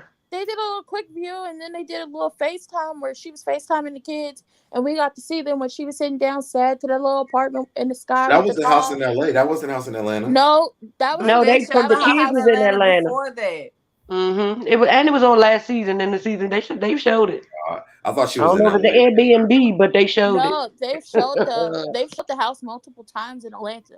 Now I'm not sure if it was her house or his house, but exactly. You've gotten to see like the kids walking around in the living room, in the kitchen when she FaceTimes them. Yeah, she is in her apartment in LA in the sky with the dog, being sad and depressed, and I want her to get some help because I understand how bad depression can get. But she's not telling me, and even though I don't like to pocket watch people, I thought they were at the corner house when she's FaceTiming. All right. Let me just say this: I love you. They all. were. I love you all. But my kids are. Yeah, well, we got to close out this. My kids are looking at me like, Mom. So they're about to go live. Well, before y'all leave, I just want to know: do y'all think when she goes to Atlanta, is she living in the house with Gennaro? No. I don't think so. No, of course not. She can afford her own home out here. She can. She's complaining about child support and everything. I will go live about it tomorrow probably because it doesn't make sense. Drop the link, it doesn't make sense. Right. Let's continue the conversation tomorrow on So Deb's channel. Matter of fact, let's do a group chat and we can all do it together. I just can't continue right now. You know, it's the first week of summer.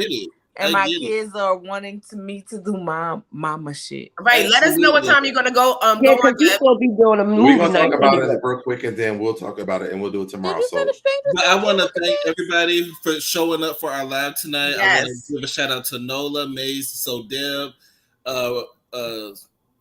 Ricardo, and Thick Girl. Ricardo.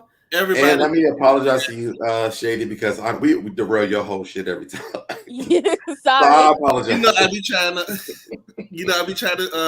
not That's be loud. Right. We accommodate.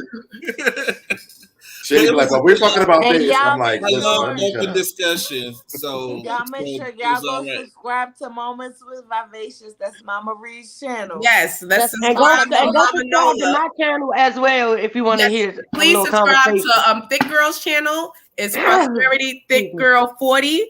Subscribe to Randy Ricardo. Subscribe to us. Let's get into it. Shady and I, and So Deb and Nola. We got to keep her numbers going up. Yep. Keep and y'all please like, comment, and subscribe, and then we will see y'all next week on Nola's page. Yes, and we will see you Monday back on our page with the Love and Marriage Huntsville review, and the Wednesday with Let's Get Into It, depending on how many topics we got. We're gonna see So Deb tomorrow to finish. Yes, we gotta continue.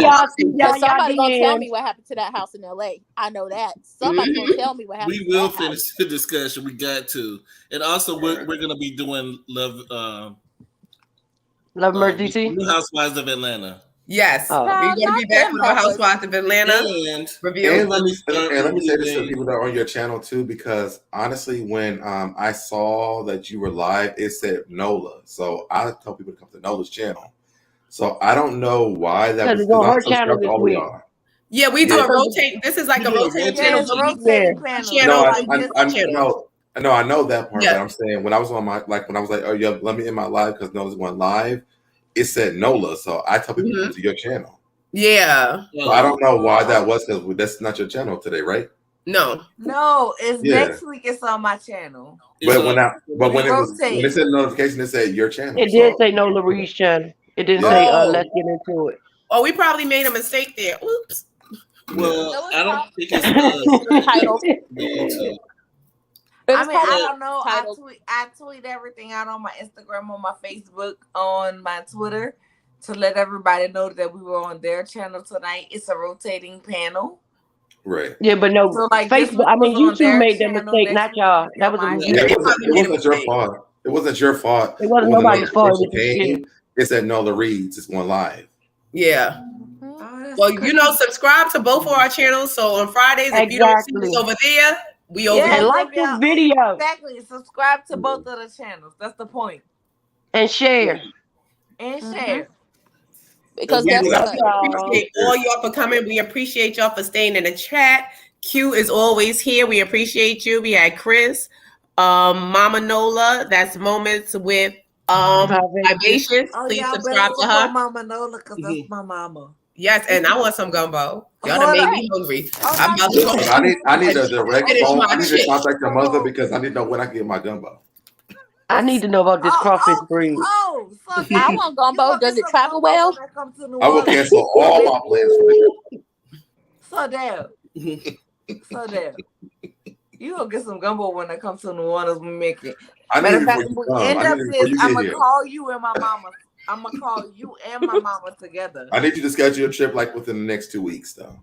You gotta bring some with you. I'll pick up a plate. I'll pick up a plate. I will drive by and pick up my plate. And Shady is letting y'all know he's in Atlanta too, so don't believe in him out. He wants some gumbo too. I just want my plate. Shady gonna come. Does it travel well? Is my question. Right. I'm like, if you deep freeze it. And I told listen, y'all. I told you that we can hang out in Atlanta too. Yes, just DM me. Let me know because I'm here. You never send me what the beard and the man. That is a show within itself. Right. All right. Yeah. You never told me your Instagram, Shady, but I was down to. Let's go ahead and call it home. Shady or Room. Instagram is Shady or Room. Good night, everyone. Good night, everybody. Right. Good night to the gumbo, because we all want some. Sorry, nieces and nephews. Sorry, nephews. We holding her up. Sorry. We love y'all, though. We love you. Good night. Have a safe night. See y'all in the DMs. Bye.